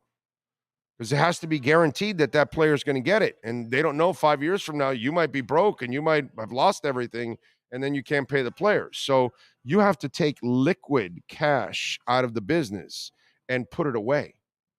That's not that simple. Not everybody has hundreds of millions of dollars just sitting there. Not all these owners. There are some like Stephen Ross. He's got all kinds and the guy in Walton and, the guy for the Carolina Panthers, David Tepper and all that. There's a lot of these owners that have got the cash, but there are some like a Dean Spanos. So yeah, he's going to set that aside and then he's going to release other people. And, and if it requires a big signing one, he's going to say, no, I'm sorry, I can't do that. And that's going to limit what's around him and have fun. Have fun. If you're getting up in that range, what was it? 228 million was the cap, right? Or what they're thinking of raising the cap to? If your quarterbacks are making what, one fifth of that? Yeah. Is your quarterback. That's why it limits you. And then you got your was it left tackle? Your number one wide receiver, pass rusher, rusher, and shutdown corner. Those numbers start going up. The 5 most important players. Once you pay those guys, you're paying, like 60% of your salary cap to those guys. 70, and then you've got to build the rest. If you have those 5 guys. Yeah, no, that's true. That's very true. Okay, yes, if you have those 5 guys, you may not have to pay one of them. Yeah, like San Francisco is not paying the quarterback. They're paying the pass rusher, They don't have a shutdown corner, actually. They do have a left tackle. He's thinking of retiring. And then they have and Deebo Samuel. They have the number one wide receiver. So they're missing the shutdown corner and the franchise quarterback. So they're able to kind of, do all of that. But the team that has to pay for all five, ooh, doggy. At least you got championship ability. That's for sure. Okay. Can I ask you one more thing? I'm sorry. Yeah. I don't want to. It's a talk show. No, but when you look at like KC, for instance, all right, because everybody got onto them because they let Tyreek go. But Kelsey gets the number one receiver money or no? Yeah, no, that's well, he's getting paid already. No, I mean he's getting, but is that how they're looking at him as that's our number one wide receiver, and that's why they're doing what they're doing with the receiving core? Right. Yes. Okay. Yes. Because I was gonna say, how's it work? Like, for instance, well, they really remember they had the number one wide receiver. What are the 49ers paying Kittle? And they had to let him go. Oh, Yeah. top shelf money.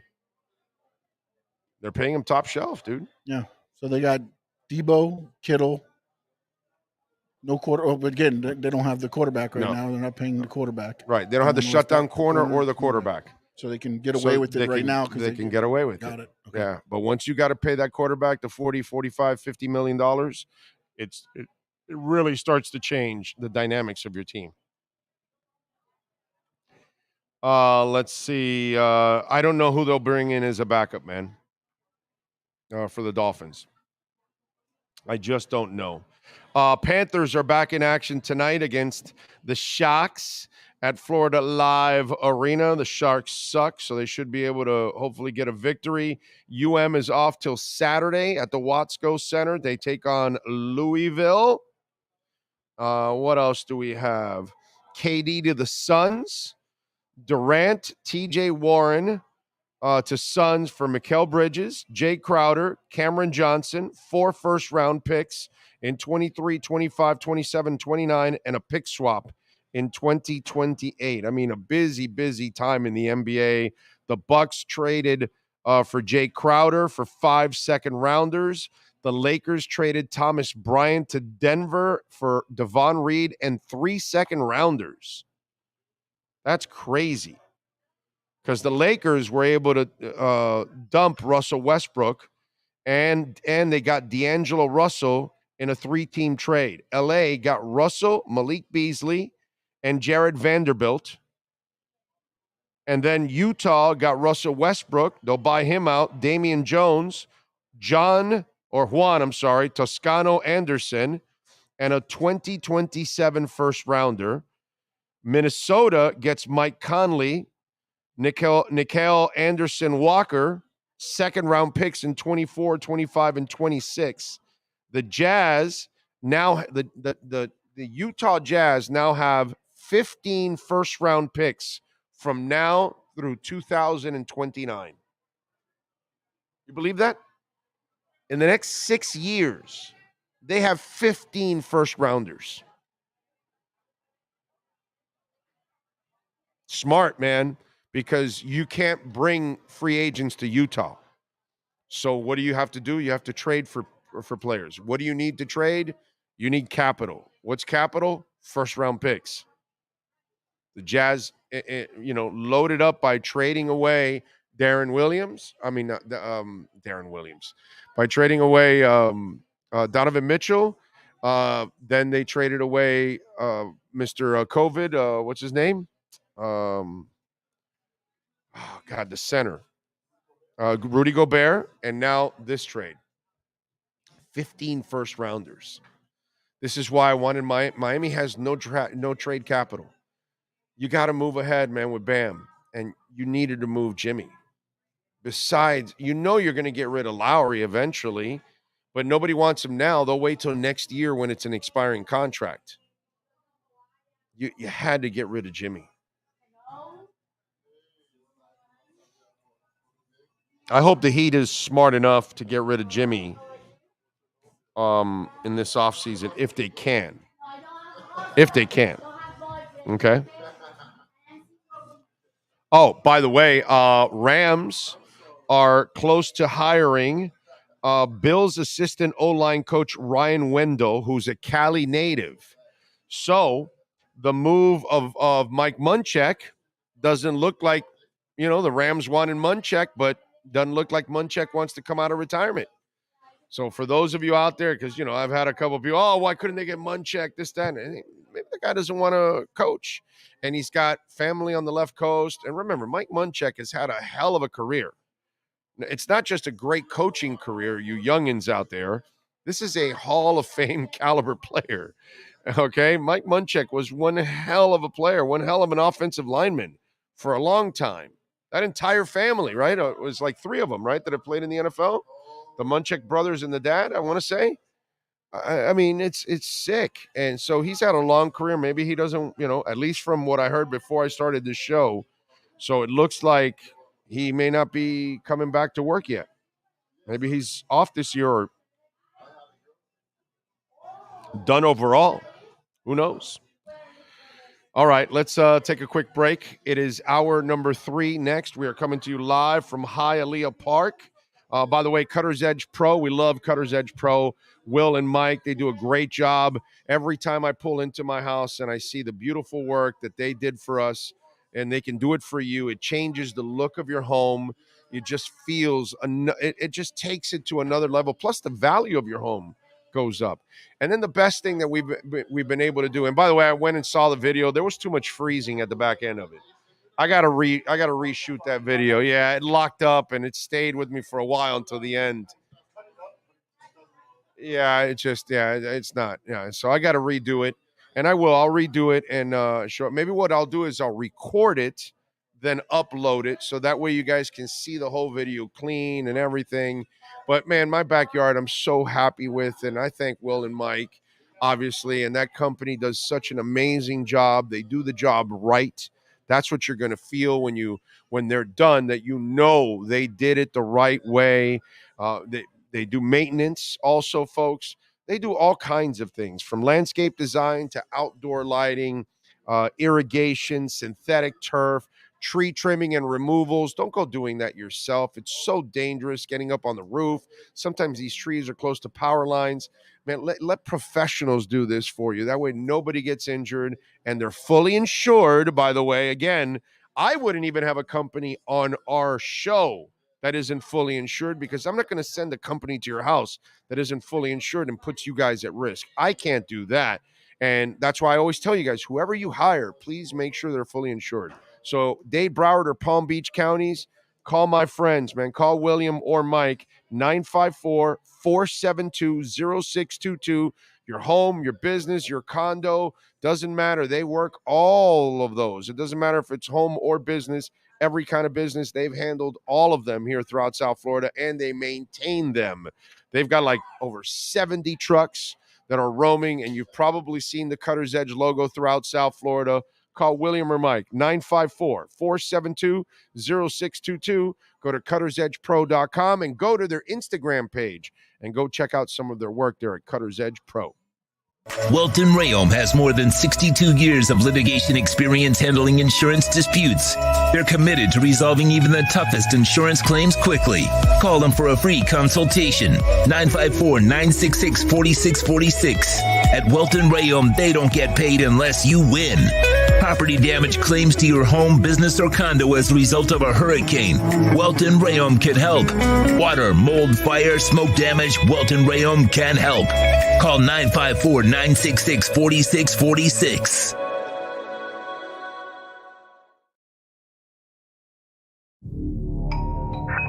I think I know what this is. Houston, we have a package. Hello? No matter where you are, the Sloman Shield home security system guards your home. With next-gen perimeter protection, 24/7 monitoring, and interior motion sensing. And right now, get a free Sloman Shield security system and doorbell camera, all professionally installed, for free. Shield your world, the Sloman Shield. For over 16 years, For over 16 years, EJDconstruction.com has provided South Florida residents quality craftsmanship, accurate project management, and exceptional service. That's why EJDconstruction.com is an A-rated member of Angie's List and the Better Business Bureau. When you're looking for the right custom home builder for additions or home remodeling, please call my friend Eric at 305-433-4843. That's 305-433-4843 for EJDconstruction.com. When you move, you need a reliable company led by passionate folks, eager to assist its customers during a transitional process that needs to be smooth. Call Essential Moving Experts at 844-368-5750 for all your local and long-distance moving needs. You can rely on Essential Moving Experts. Mention the Big O Show and get $150 off. Family owned and operated, they offer free 30-day storage, full-service moving, fully licensed, bonded, and insured. Moving was never so easy. EssentialMovingExperts.com. If you're a Miami sports fan, then there's only one store to go to, and that's Caneswear at Miami Fanwear in Davie. They're your one-stop shop for all your inner Miami CF, Canes, Dolphins, Panthers, and Marlins merchandise. They have hats, t-shirts, game day jerseys, and so much more. Located at 2511 South University Drive in Davie, and open 24/7 online at caneswear.com or innermiamiwear.com. Call them at 954-835-5597. Caneswear, the spot where inner Miami and all Miami sports fans shop.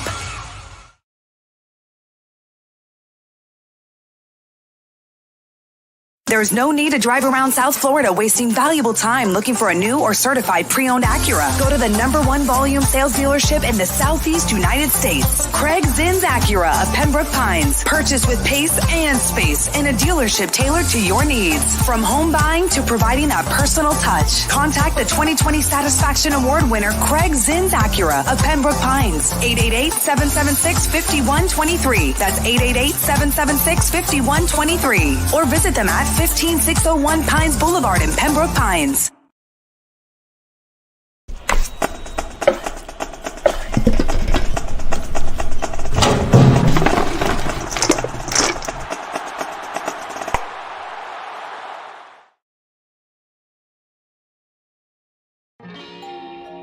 Oh, great. You have a doorbell camera.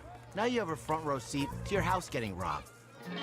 They're breaking into my house! Ooh, there goes the TV. I'm sure it'll turn up at the pawn shop. No, not the TV! Just because you can see them, that doesn't mean you can stop them.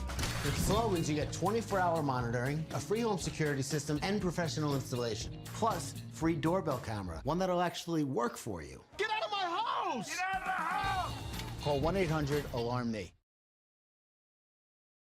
Welcome to Red Light Therapy, a revolutionary technology perfected by NASA to aid in muscle strengthening and recovery.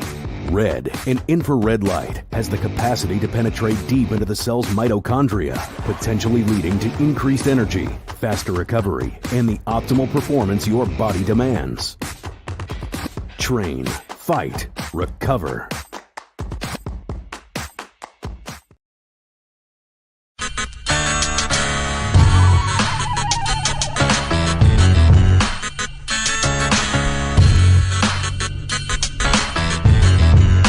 This is the Big O Show. This is the Big O Show. This is the Big O Show.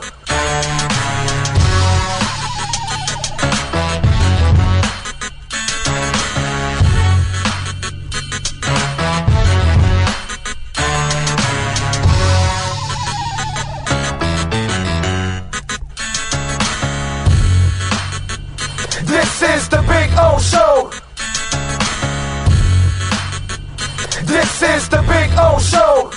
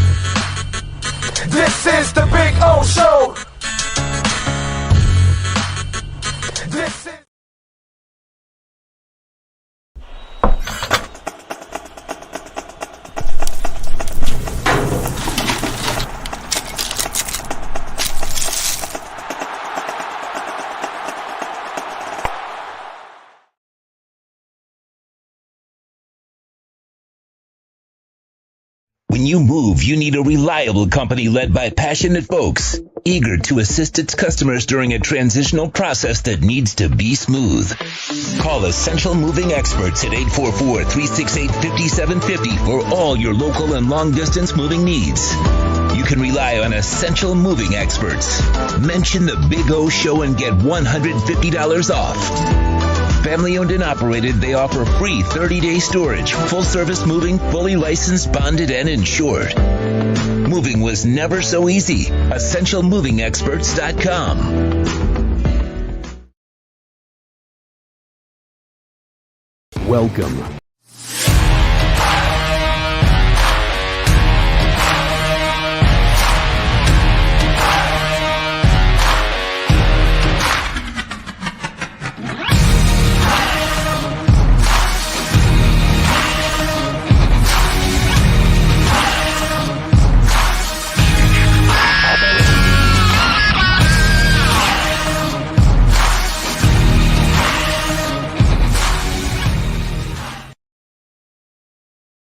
Viewpoint statements or beliefs expressed on the following program by the host, guests, or callers are not necessarily the opinions of FantasyAccess.com, Media Group Inc. ownership, management, sponsors, or website.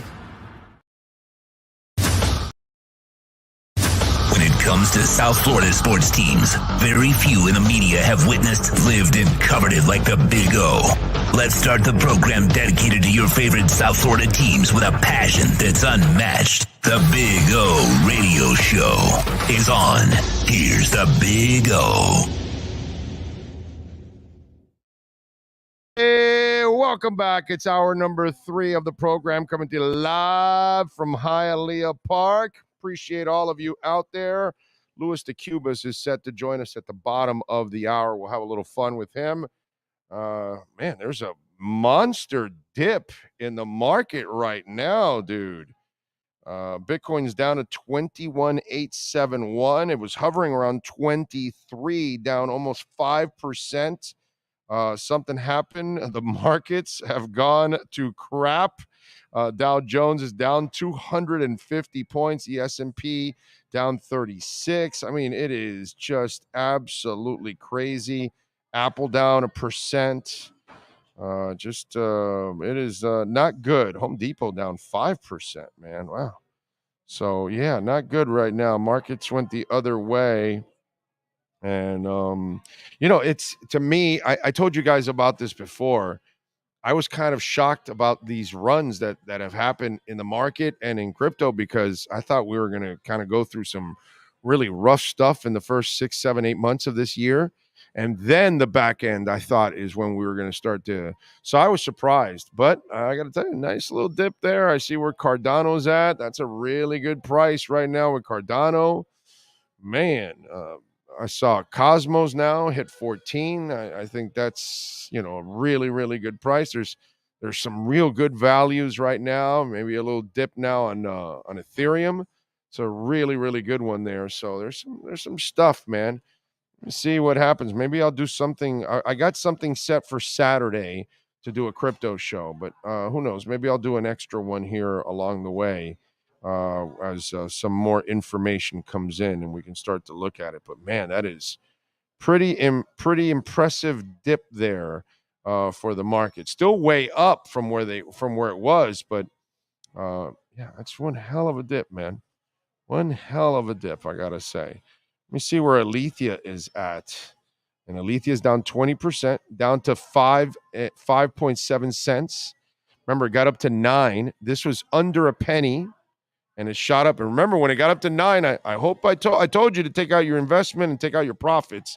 This is why you always do that, and you don't invest on anything going parabolic, as I always tell you guys. But wow, man, Immutable X is down 13%. Illuvium's down 15. Cadena's down almost 11. Algorand's down almost 12. ApeCoin's down almost 11. Shiba Inu down 11. Decentraland down 10. Flow down almost 14.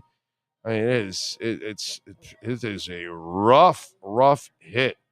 Where's Ethereum? Ethereum's down 7%, down to 1540. That's nice. Again, I think that's a terrific price right there. Dips, baby. take advantage of the dips always in the market, especially for those of you that are new at it. Dude 67, thank you for the love on the super chat, my brother. Appreciate you. Just want you to know I look forward to this show each day, dealing with some serious health issues. Wow, I'm sorry to hear that, man. Thank you for sending the super chat while you're dealing with health issues. It's amazing, man. I hope you feel better, man. Don't know what's going on, but I pray for your health. Says, hope you're digging the new playlist. Oh, yes. Now, yes. I've got the metal one that you sent me. I have not played it yet, actually. I haven't played either one of the two yet because I haven't been really chilling and relaxing and listening to music. So I have not played any of those yet, but I do have them locked and loaded and ready to go. So thank you for sending those playlists to me, man. I like, you know what? Maybe I'll probably jam the metal one, the hair metal one on the way home, right? Because that's one of the two that you sent me. I know that. Let me see it right here. Let me check it out on my Twitter feed. Oh, you got no show today? No, we do Thursdays at this time, my man. 80s hair metal. That's it. Yes, I will probably listen to that one on the way home. Yeah, I can already see it. Yeah, dude, you nailed it. Yeah. Little LA Guns, Faster Pussycat, Bullet Boys, Poison. I love it. White Lion, Warrant, Winger, Bon Jovi, Cinderella, Dokken, Def Leppard. Yeah, man. Yeah. You hit it. Yeah, you got a lot of the stuff that I would want to listen to when it comes to hair metal. So good stuff. Thank you. Appreciate you there, dude 67. Very nice of you, my man. And I hope you feel better, my friend. And thank you for, supporting our show. It means the world. Brett Dodger says, Big O, DCA for the win all day, every day, as you well know. Hell yeah. And every chance I get to buy a little Bitcoin here and there, I keep doing it. It's what country was I what was it that I was seeing the other day? And it was, let me see if I can find it. And this is a guy that's running for president in Argentina. I think it is, if I'm correct. I think I saw it last night. And here we go. And this is where we're headed, because every government in the world is destroying their currency and not helping their people. And it's happening here too, by the way. It's not just Social Security, okay? It's also our dollar absolutely getting destroyed, in the process. And so one of the gentlemen that is running for president of Argentina. Let me see if I can find it here. Did I pass it up? And man, let's see. I can't find it now. It sucks. But he basically came out and said that, because of fiat currency, it really does not service governments. Don't really service, the people, and that Bitcoin is the way to go. Or, I'm kind of paraphrasing what he said, but it's basically that. And it was just one of those things that when you saw it, right when I saw it right away, I said, okay, this guy gets it, and he's willing to tell people, the truth about what's going on. And I know, most of you aren't going to believe it until it actually happens. And then when it happens, then you're going to go, oh my God. And I should have done something about this. And, that's just going to be the case. Unfortunately, I wish I could find it, because I thought it was pretty awesome for somebody in trying to, assume that position and to go out and do that. I thought that was really, really strong on his part and honest, which you don't get a lot of that from a lot of politicians. What a shame. I can't find it. Damn it. Oh, well. What am I going to do? You got something there for me? I thought you're going to say something. Oh, Sean? Oh, okay. I've tracked down the what we discussed about earlier What? when we were on break. What? The Riley thing. Oh, okay. What happened? So Okay. talk to us. So Bleacher Report put out an article. Okay? Okay. So then what they did was somebody tried to take a picture of the Bleacher Report article, and then what they did was they took out a little bit and added their own little lines. Whoever had plenty of time to sit here and try to limit, because what happened was when I scrolled up the article a little bit, the caption I told you they took out, I saw 3 names. I was like, okay. Said Anthony Chang, Barry Jackson, and one other. I forget who the other one was right now. But they said, so I'm like, okay, let me see where this is from, because some of this is from a legit source. So I went and I found the article on Bleacher Report, and you can see where they took the one paragraph, inserted it in. But it's pretty funny because some people are upset enough right now with the way the Miami Heat free agency is to make that up. But not only that, but people are believing it. Yeah, I know. Yeah, and then people are believing it. Yeah, and Riley would never happen to Riley, bro. Give me a break. So I saw this yesterday from Bitcoin Magazine. This is Argentine president candidate. There he is, right there, and it says inflation is a crime that favors politicians and harms the private sector. Eliminating the central bank is moral.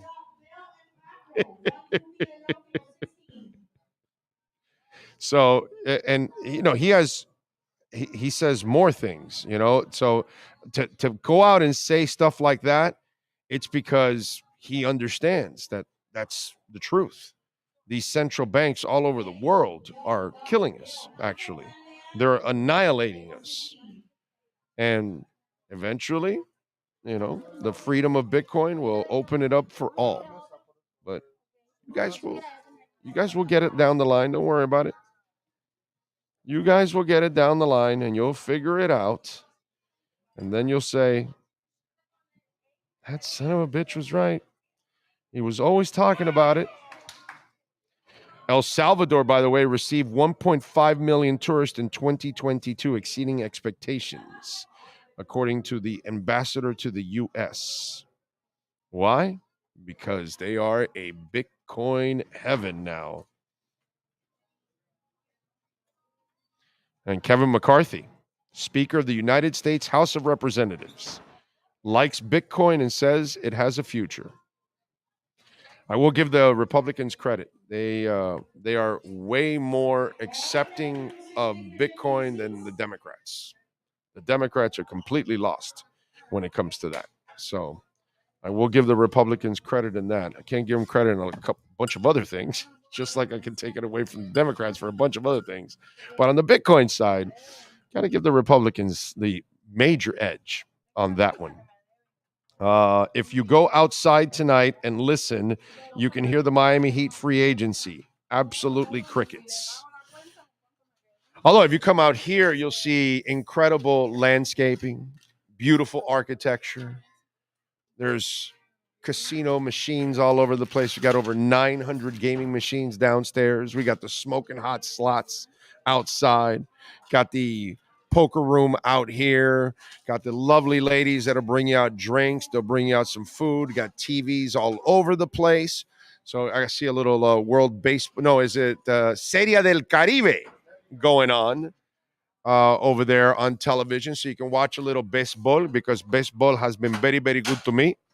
And we got the World Baseball Classic coming soon over to Lone Depot Stadium. They'll actually know what a full stadium looks like now. Marlins front office and ownership group. Oh, so this is what it looks like. Not that our team can fill it up, but hey, everybody else can. I gotta say, the atmosphere for those games is amazing. That's where, for somebody to tell you baseball isn't fun. Okay, just go to the World Baseball Classic and tell me you're not going to have fun. Yeah, but it's more of the. You go to the Marlins. There's 1,200 people inside this, elephant of a building. I talked to the guy in right field, and I was down to first base. And I'm like, "Hey, yo, send that guy over here with the drinks." Yeah, exactly. Because it's only one guy with drinks going all around the state. That poor guy. No, they're not paying everybody. They're paying I mean, you know what I mean? So it's like I get it. You might say baseball is boring and all that kind of stuff, and that's fine. Whatever. I love baseball, but if you go to the World Baseball Classic, I think you'll have fun. Okay, I think you'll have a blast at that because the atmosphere will be passionate. Yes. And that is fun. Yeah. It's fun. So anyway, vastly underrated Canadian band. Oh, wait a minute. Who's Double T Sports? Big O, do you remember? Of course, dude. I was just talking about April Wine. Okay, I'm thinking of doing something really crazy.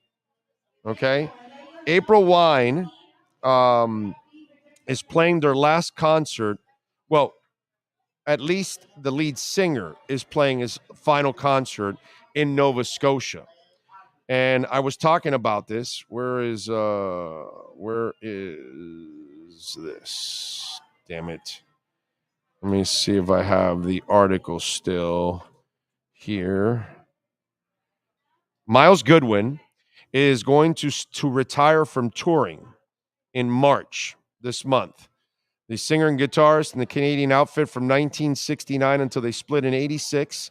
Then again, since their 92 reunion, he confirmed that he'll continue to lead them from backstage. Mark Parent will take over place alongside guitarist Brian Greenway and bassist Richie Lather and drummer Ray Nickel. The move leaves Greenway as the longest standing live member, having joined the band in 77. Although I'm still with the band writing, recording with the guys, and producing, I'm now officially retired from touring. Goodwin said in a statement, "My last stage performance after 50 plus years on the road will be in Nova Scotia, March 2nd, where it all started, and it'll end for me there." So March 2nd in Nova Scotia will be, and I don't know the bar that's there, but there was a part of me that wanted to go to that and go see April Wine. And yes, I give you an April Wine story. Right before the pandemic, I was going to Vegas for the draft, and the pandemic hit and canceled everything. And we had tickets for 2 nights for Pearl Jam in Oakland. And during the week of the draft, April Wine was in concert in Vegas. This was 3 years ago, right? When the pandemic started, and I had tickets already for that concert, and I had to obviously cancel it and got my refund and all that stuff. I couldn't go to the April Wine concert, and I missed my Pearl Jam back-to-back concerts in Oakland too. There was another concert that week that we were going to. There was several concerts. That was just going to be a legendary week. God, that was going to be a good week on the show. Man, I tell you. And yes, they are underrated. I love April Wine. Yes. So I'm with you there. If you go, let's see. Yeah, I'm going to the Dominican Republic versus Israel game. There you go. Miami Heat, what the hell? Didn't make any moves. And they don't have any. They have no firepower. It's a problem with them. Mickey Arison should sell to a real billionaire. No, I mean, I got to tell you, I'd like for somebody that is fanatical about winning to own the team. Mickey Arison apparently is not fanatical about winning. He's very, let's just say he is strategical and convenient. So it has to be something so obvious that they're going to get financial return automatically and pay for what they're doing, at least.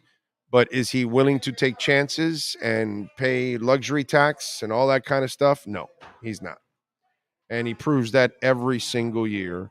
And it's insulting that you went with an incomplete roster this year the way they have. It's just like 3 spots right off the top of your team is useless. And that doesn't help out your coach, who's a great coach, by the way.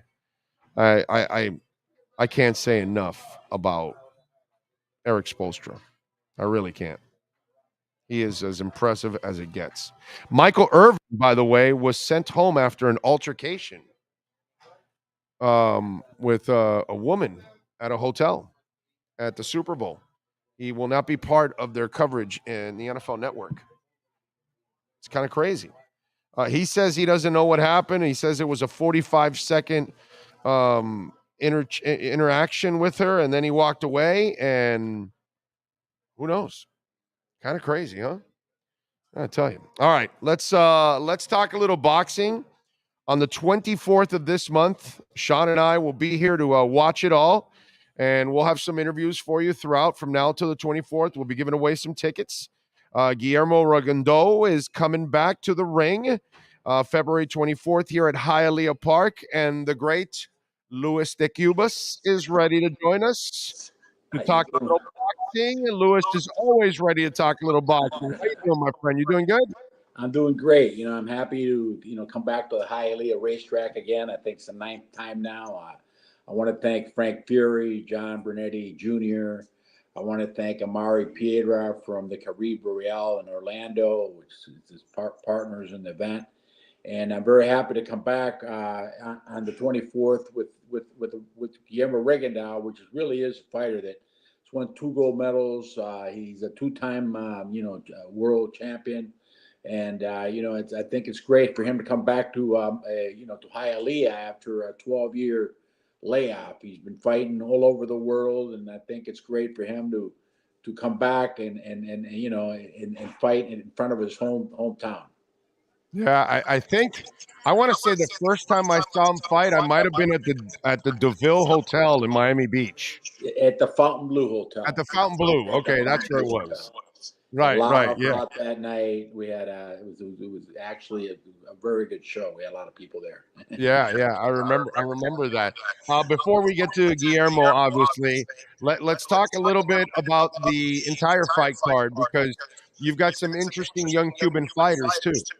Yeah, there's the co-main event. It's it's a Cuban kid, Ariel de la Torres Perez. He's a junior featherweight, and he's a fighter that's very aggressive. He's come forward. He's really going into his toughest test of his career. He's going against former champion of the world, Johnfred Pereira of Venezuela. A fighter has been in there with a lot of guys. The guy was 35 wins. A guy that really knows how to win, and it's going to really be Ariel's toughest test to date. And I got to tell you, I'm looking forward to this fight. It should be the best fight of the night. It really should be. It's 2 guys that come forward, and it's going to be exciting. I think that Pereira has to get back into the mix, and he's got to win, and De La Torres to go forward has got to win. It's a great crossroad fight. Also on the card, we have a kid that's going to be making his debut in the United States. He's actually 2-0 as a pro. His name's Ale Rodriguez and El Puli, and he's a guy a lot of people have been talking about. He's a kid that went to Russia when he was 13 years old. He fought in the Russian amateur system. He became a pro when he was 17. He couldn't turn pro in the United States until he was 18. So it's the first time we're going to see him here in the United States. A lot of people think this kid's the real McCoy. He's 18 years old. He's a very, very good fighter, speaks 3 languages, speaks English fluently, Spanish and Russian. And I think it's the type of kid that could really make a lot of noise. He's very colorful. He knows how to fight. And that's another, the great, I'm really excited to put him underneath Rigondeaux, which is a legendary Cuban fighter. And I think the kid's excited, and they're training together in the same gym. So I'm excited about that situation. Also on the card, we got a Cuban kid, which is training out there in California with Joe Goosen. His name is Damian Lascalle, and he's a Cuban kid. He's in the same traveling team as David Morrell, and he's training out with Joe Goosen, and he's fighting here. Now he's 2-0 with 1 knockout, and he's also fighting in Hialeah. And I'm also a very, very, very good prospect.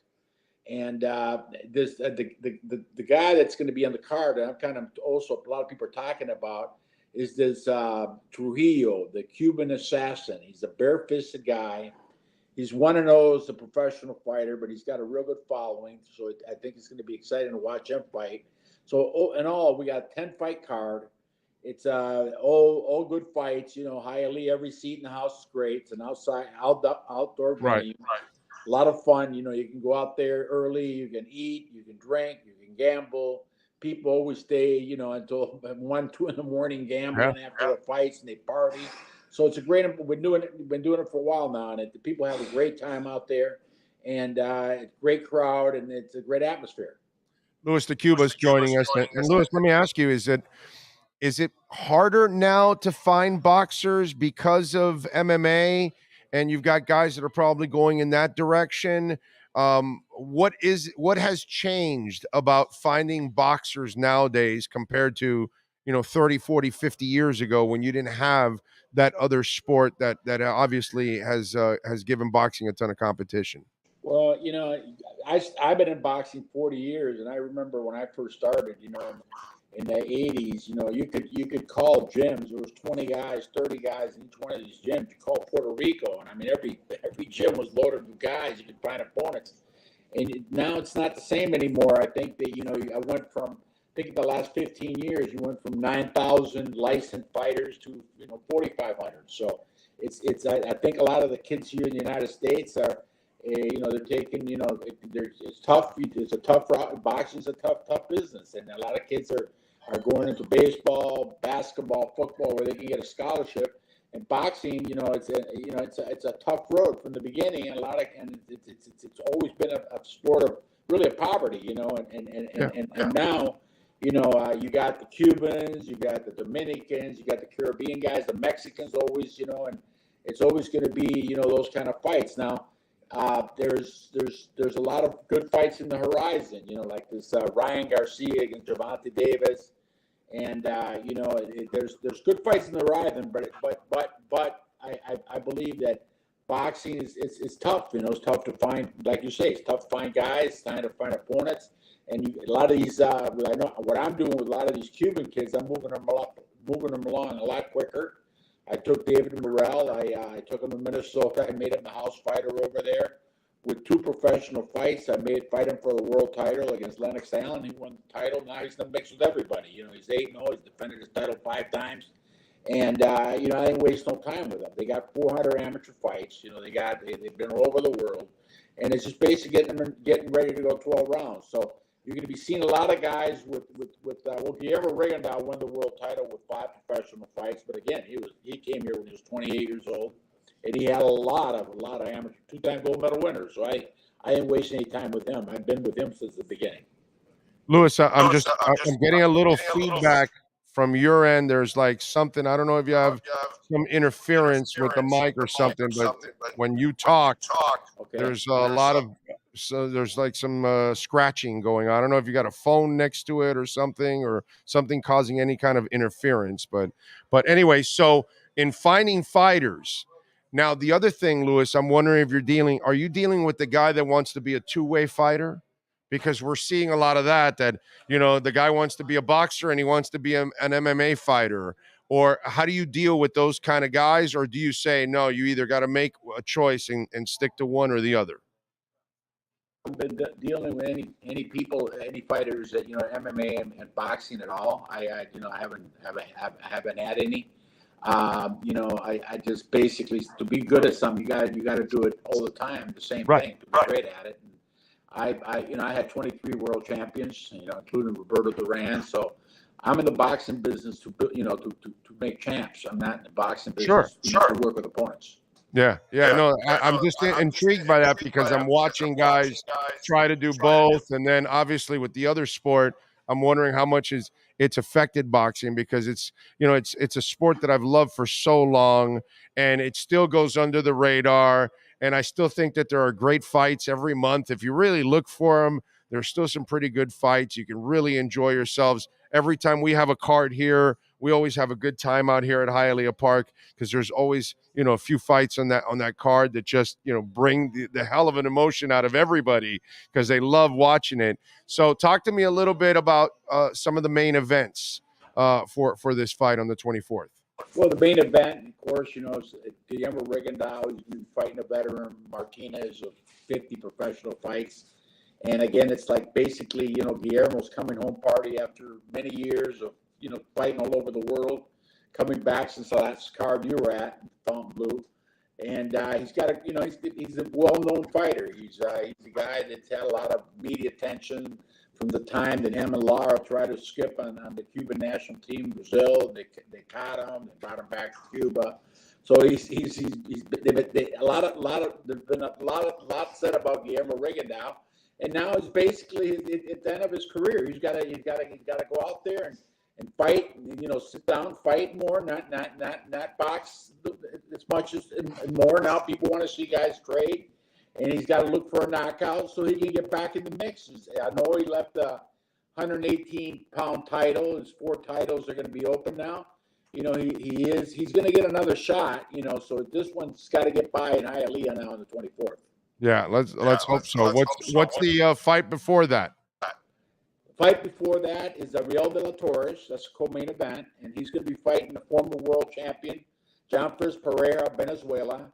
It's a great crossroad fight. It's probably a pick 'em fight, and I'm looking really forward to it because de la Torres, wins this fight, he could be in the division and make money. If he loses this, then it's not going to be good for him.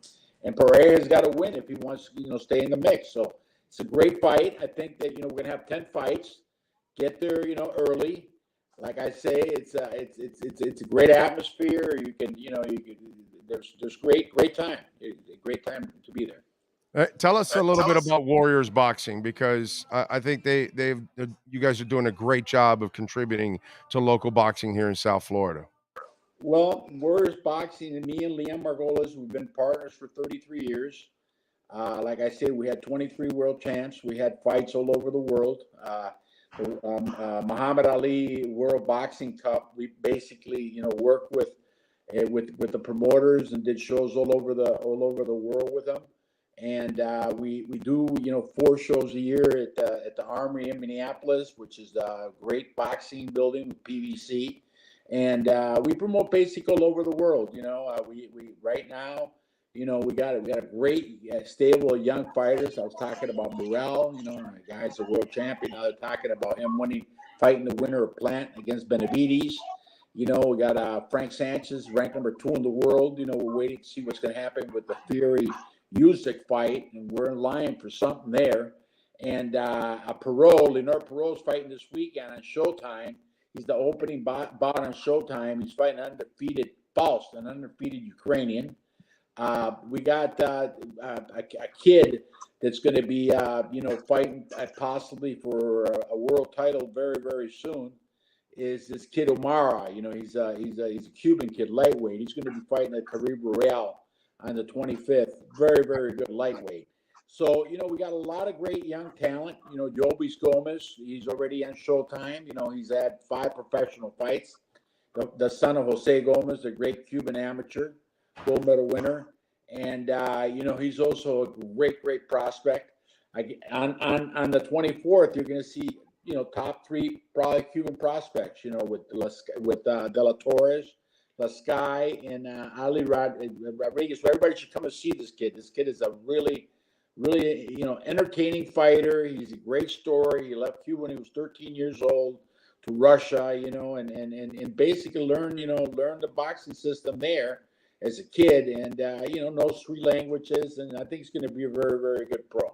I'm looking forward to it. February 24th, go to hialeahpark.com so you can find out more and get some tickets. You can join us. We'll be giving away some tickets here at the same time. I'm sure we'll talk to Louis down the line as we get a little closer. Louis, as always, my brother, I appreciate you taking some time. Thank you so much. You always do a great job, and I really appreciate it. Thank you, my friend. I'm always here. I'm always in your corner, my friend. Thank you so much, Big O. Thank you, Louis. You got it, baby. Be good. There you go. Louis de Cuba's joining us on the 24th. Guillermo Rigondeaux, baby. He is wrapping up his stellar career here. And you're going to see some young Cuban fighters like Ali Rodriguez, Lascalle, and De La Torres. 3 guys that are up-and-coming stars that you might see in bigger, like the last guy that he talked about, that he got him now in a national, in a title now, in a title fight, and he's now the champion. So hopefully he can get a few more of these guys moving up to the next level. But it's always good to see some of these guys where they start. And then, because I remember seeing Rigondeaux when he was like a baby-faced kid coming out of Cuba and fighting for the first time here in this country. Go to hialeahpark.com to find out more about tickets there. All right, what else do we have?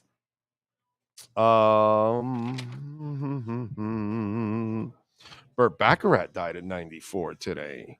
I didn't even know he was alive, actually. The composer. So our thoughts and prayers and go to the Baccarat family. I was amazed. 94. Good for him. It's like, damn, dude. That's pretty strong. Did you see what might happen to the Lakers? No, what happened? They've got Malik Beasley. I know, and then Lars is going out with the with Malik Beasley. With and Scottie Pippen Jr. is on a 2-way contract with the Lakers. Right. So they, family reunion. Yeah, they can have a threesome now. It's his mom, isn't it? Is it mom? Or is it? Oh no, that's right. I'm thinking the other boyfriend. No, right. no. I was like, wait, did I read No, this wrong? the other like, young. No, I was thinking Pippen the other basketball player she was going out. Yeah, with. it's his mom's. That's right. Mom is going to be on the team with her boyfriend. Yes. Yes, the son is on the team with the boy. Wow, that's just weird. He's on a 2-way deal, so they can do something, keep him away. I don't know. It's gonna be interesting. Lakers. That Larsa Pippen. You gotta do something to get the people in, right? I mean, LeBron's out tonight, by the way, against the big game against the Bucks. LeBron's hurt. She's a sick woman, dude. That's all. She's not right in the head. I mean, you could be going out with somebody else. Make better decisions. In 64, on this date in rock history, on February 9th of 1964, the Beatles made their live debut in America with their famous performance on The Ed Sullivan Show, a really big shoe tonight. The Fab Four performed 5 songs, including their current number 1 song, I Want to Hold Your Hand. 73 million people tuned into that broadcast. Back in 64, that's a large portion of this country, dude. Holy crap. That's like just almost half, probably. In 1972, Paul McCartney and Wings made their concert debut at Nottingham University in England on this date. So think about that. In 64, on this date, the Beatles made their debut in America. Okay. Then 8 years later, he would be on his own because Yoko Ono broke the band up, and he's in Nottingham University with Wings, which, by the way, for the record, I love Paul McCartney and Wings. Love them. Love the music that they created. In 2009, Led Zeppelin singer Robert Plant took home 5 Grammys for Raising Sand, his bluegrass collaboration with Alison Krauss. Among the trophies they won were Album of the Year, Record of the Year, Please Read the Letter.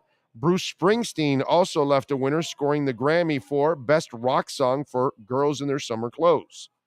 In 81, on this date, Bill Haley, who hailed as the first rock and roll star with the success of his 1955 hit Rock Around the Clock, died of a heart attack.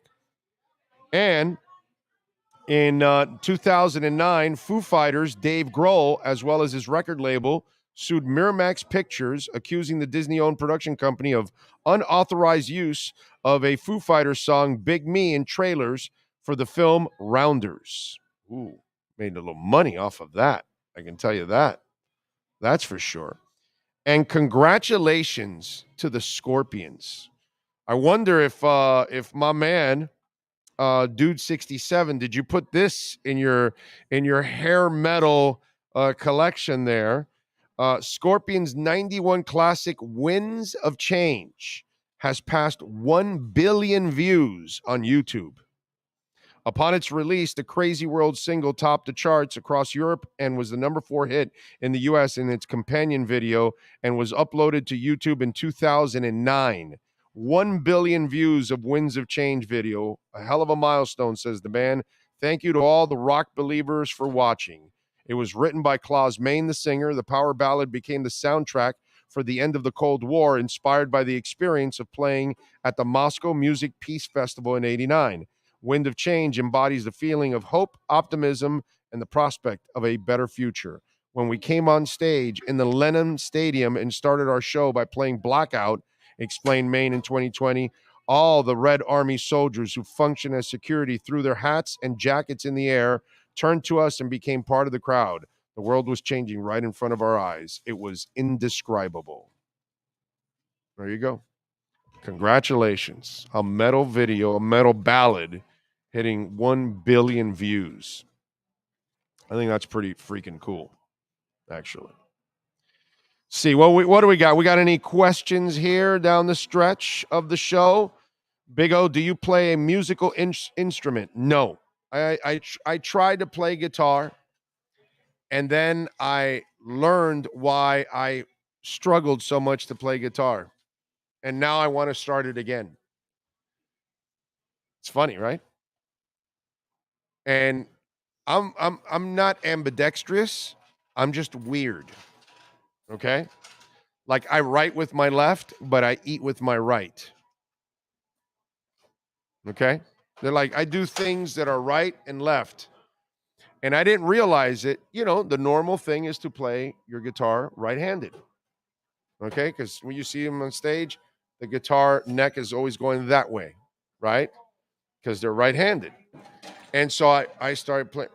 And I always know, and I noticed late in my years that when I do my air guitar, it's left-handed. And it's because I should be playing a left-handed guitar because I would be more comfortable playing left-handed, just like I am more comfortable batting right-handed. I shoot left-handed, right left-handed, but I actually bat right-handed, catch right-handed, you know, all that. I do everything like a normal right-hander would do in baseball. I throw the football with my right hand. I don't throw it with my left, you know, but there are certain things that I'm going to do with my left. Like I'm writing, I always write with my left, you know, that's just the way it is. You know, I can't help it. Some things I do right, some things I do left. And I figured out why it was such a struggle for me because it was awkward for me. So I've told my wife that if the crypto thing goes well down the line in a couple years, I said, don't be surprised if I, get myself a Marshall stack and a guitar, a left-handed guitar, and start to, learn some guitar for the hell of it. But no, I don't play an instrument. Guitar would be one that I would love to learn and have some fun with.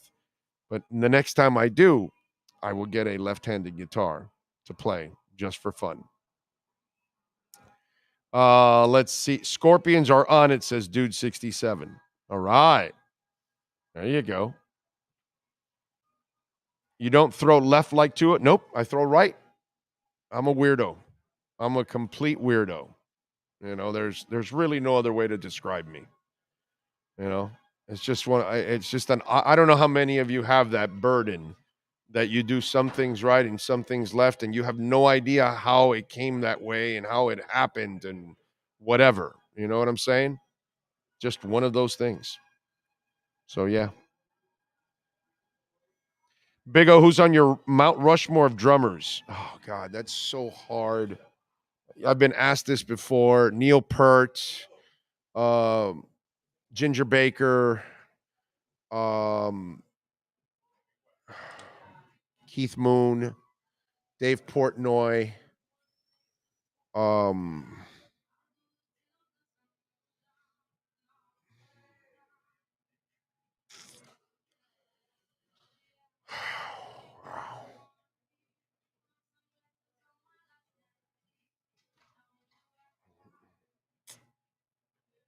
trying to spread it out a little bit. That's why I threw Dave Portnoy in there. He's probably my favorite new drummer over the last 25 years. Trying to think of somebody. I'm going to go Terry Bozzio. Okay, there we go. Go with a couple of eclectic picks because most won't pick Portnoy or Bozzio. Lots will pick Moon and Ginger and Neil Peart. Those are like everybody picks those. You know what I mean? Because those guys are just like the gods. And so I'll throw those other two in there. But I mean, I can put Stuart Copeland in there if I felt like it. You know what I mean? I've been asked this before, and it's just, yeah. 5 picks for Jake Crowder is a freaking joke. Yeah, no, Miami didn't have the 5 picks, and I would rip them to for a rental. You don't give up Caleb Martin for a rental. You don't give up, something like 5 picks. Stupid. No. And this team is not a rental away from a championship. They've got to have like a serious superstar join this team. And I'm talking about a superstar. Karen Carpenter is the greatest singing drummer of all time. Now, I'm not going to put her in the top 5 of my drummers, but I will name her the greatest singing drummer of all time. Says a lot, right? When we're talking Don Henley and Phil Collins. But yeah, so there you go. Because I'm including the voice. So her drumming was awesome. You can go YouTube and watch it, but her voice obviously is superior to Collins and to Henley. You may like their voices because I'm a Henley guy. If you gave me like the 3 voices, Don Henley's voice is my favorite out of the 3. Don't get me wrong, but I can't tell you Don Henley's voice is better than Karen Carpenter's. That's ridiculous. She can go to places that none of those two could ever go with her voice, or the octaves and the different levels she has. Forget about that. You know what I'm saying? So, yeah. But Carpenter she's special, man. She is as special as they get. Bottom, Pert, Moon, Carey. Yeah, Bottom's a guy that everybody puts there too. Yeah. Yep. Let's see. Yes, sir. What you got? No, I was going to ask, since talking music, how you feel about rappers. Well, I'm very old school in that sense. Well, I was going to ask because Billboard put out a top 50. I'm not putting the mumblers on there. Billboard put out a top 50. Shitty ass mumblers you got going on in 2000s belong anywhere in there. So Chuck D, is he there? That's my favorite voice of all time. Well, they've only got the top 20 here, so is Chuck D there? He is not in the top 20, and that list is shit. That's it. That list is over. Number 1, now Jay-Z. Biggie is in there. Biggie's at 6. Tupac's in there. 4. Okay. LL Cool J. 14. Okay. Snoop. Number 9. Okay. All right. Nas. Number 3. Okay.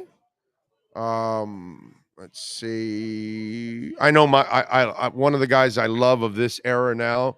He's not a mumble rap guy. He's not on that list. Lupe Fiasco is not on that list.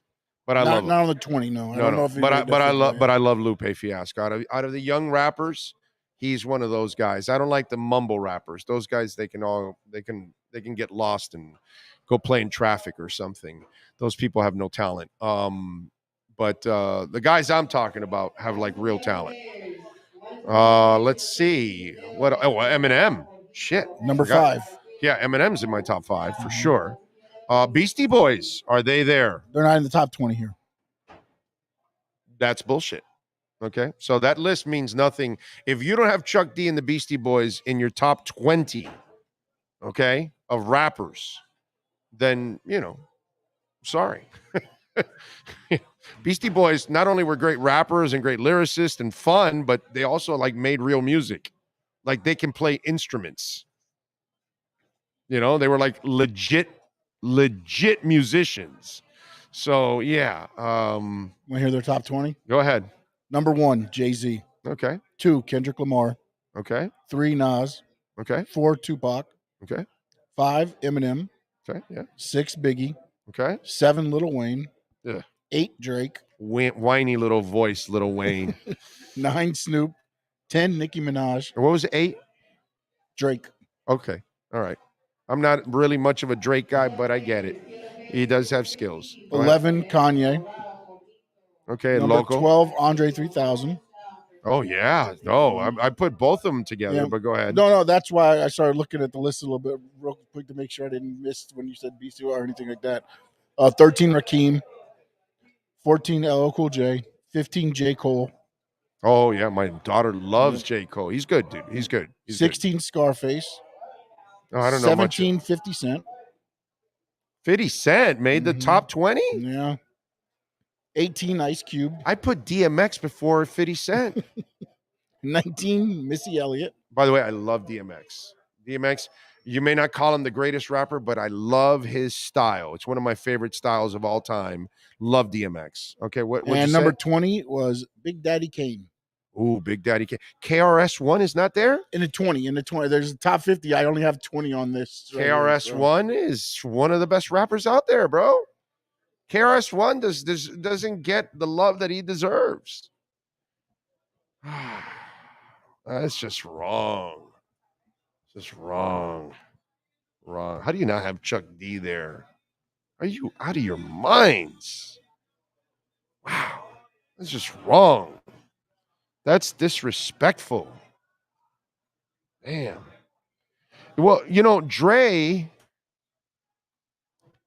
doesn't have a major catalog, dude. Yeah, he's a producer. That Dre should not be in the top 20. He doesn't have a catalog, bro. He has one album. He's not LL Cool J. He's not Biggie. He's not Tupac. He's not NWA. He's not Beastie Boys. No, dude, you want to put Dre as one of the 10 most important people in the history of rap? Okay, but he's not one of the top rappers. Then I got to tell you something. I think any list that has him as one of your top rappers, that's not a very informative list, because that's not one that you're not giving me somebody that's done enough as a rapper in hits. No, dude, he lives off of one album. He's a producer. That's what he is, more than anything else. Nah, he's not one of the top. I wouldn't you could put him top 50, maybe top 100 if you want, but he has no business being top 5, top 10, or top 20. None whatsoever. No way. Nobody can make an argument for me that's legit. Andre, rapper, not impact person or producer. That's a whole different ballgame. But yeah, no. That's as weak as that list not having my man Chuck D on it. Like, that's unacceptable. Yeah. Dr. Dre isn't. Yeah, he doesn't. That's a weak sauce. For me, I challenge your knowledge of rap, and I'm a 56-year-old guy, and I'm going to challenge your knowledge of rap if you tell me Dre is in your top 20. Devin Jordan, thank you for the love on the super chat. Big O, did you hear the story about Brett Favre suing Shannon Sharp and Pat McAfee for reporting he stole money from poor people? No, but that'll be funny as hell when he did. Maybe he needs the money that badly, but he's going to have to sue a lot of people, because there were a lot of people that said he took it. And there's articles and there's proof and all kinds of stuff. So, I mean, if you want, listen, man, if he just wants to go to court and lose, we got a guy that's, orange, and he goes to court and loses all the time. So, I mean, there's some people that love losing, Big O, did you ever hear of a band called Heaven? They were a local Hialeah band back in the late 70s. No, I don't remember Heaven. Don't remember Heaven. Hammerhead, yes, but not Heaven. Dre was 40. Oh, it was number 40? He wasn't in the top 20? Oh, okay. Chuck D is 34. What an insult to Chuck D. Right after Busta Rhymes. I mean, Busta Rhymes is a fun rapper. I kind of like him, man. Did you see him on the Grammys? Did you see Busta Rhymes in the Grammys? That scene was awesome. When they were going from one rapper to another, everybody's singing their own piece. I can't say I know. Who was the cat that was all in the white and had like the little cornrows that was rolled over? He was dressed really slick, but I didn't know anything about him. I didn't know who the hell that was. But I knew pretty much all the other rappers that came out. I mean, they said his name, but I didn't really pick up on it quickly or something. Or maybe they didn't say his name. No, maybe they didn't. But I don't remember that. I don't know who that cat was. I give him credit. He was dressed like slick. It was like these white jeans that had like some kind of shine on it, his shirt and all that. His song to me meant nothing. I didn't care for it. You know what I mean? It wasn't impressive. But I don't know who the hell that was. I gotta say. DMX was 21. Oh, okay. All right. And KRS-One. Where is KRS-One? 24. Okay, at least he was just outside. So at least that tells me that they were in the ballpark of Yeah, it'd be like honorable mention type. Yeah, things, I would have put KRS-One in that 20. I'm sorry. You had DMX. The problem is also its popularity. It all depends on how deep you went into the culture. Yeah. You know, and how big your music was. And that's why Dre's there, because that one album he hit was freaking legendary. You know, it's a masterpiece. So that's why, but yeah. Big Pun was in at 26. Yeah. Biz Markie, yeah, no, I'm not putting Biz Markie in my top 50. My top 100. You know, it's one of the all-time fun songs. Okay. And by the way, I shouldn't say it. Biz Markie actually had a few other songs. That's not right on my part. They weren't as big as his number one hit, but there were other songs that people like of him and I know of. But you know, I'm not putting him in my top 20 or top 50, to be quite honest. Rest in peace, Biz, because I know didn't we just lose Biz? Like I want to say in the last 2 years we lost Biz. I want to say, right? Devin says my top 10: Nas, Tupac, Biggie, LL Cool J, Jay-Z, Snoop, Ice Cube, KRS-One, Big Daddy Kane. Oh, I forgot about that. That's a good one right there. And Rakim. That's Devin. That's hard right there, bro. That's hardcore. The only thing I would argue with you is you got to squeeze Eminem in there somewhere. Right? We got to put Eminem in the top 10, bro. You know, that's the only thing that I would say we got to, I don't know who I'm going to push out of that list. I mean, I would have to push out a couple because you don't have my guy in there. But I probably would. I got to knock Ice Cube out for Eminem.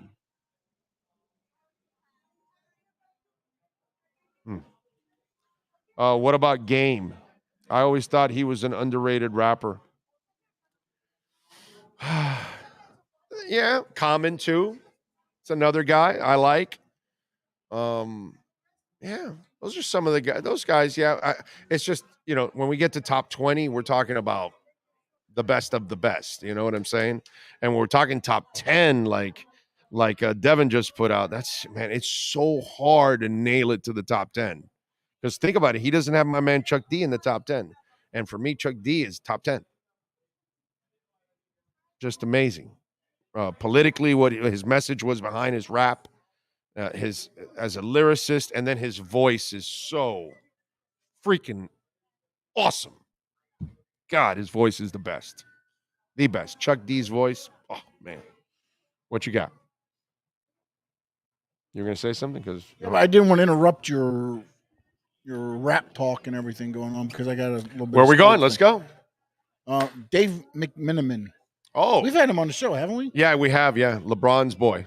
Is that who that is? Oh, God. Yeah. He follows LeBron. He follows LeBron everywhere. Okay, well, then I guess we're going to know who this is. Okay, go ahead. As one source told me, you remove a vampire from the locker room on Lakers moving on from Russell Westbrook. Oh, that's definitely LeBron.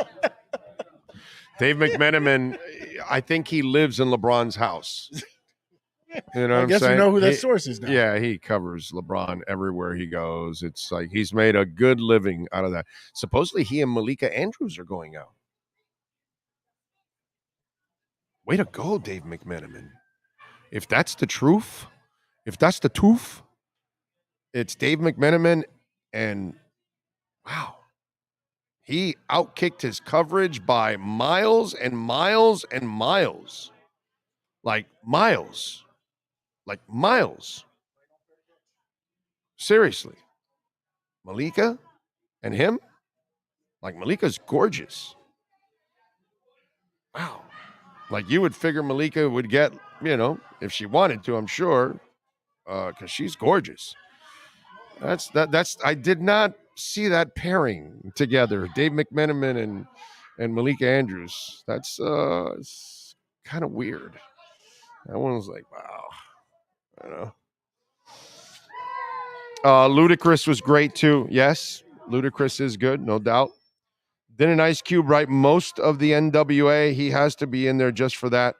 I don't know if he wrote most of it, but I know he wrote a lot, but I'm not exactly sure because remember, Easy wrote some stuff, obviously Dre.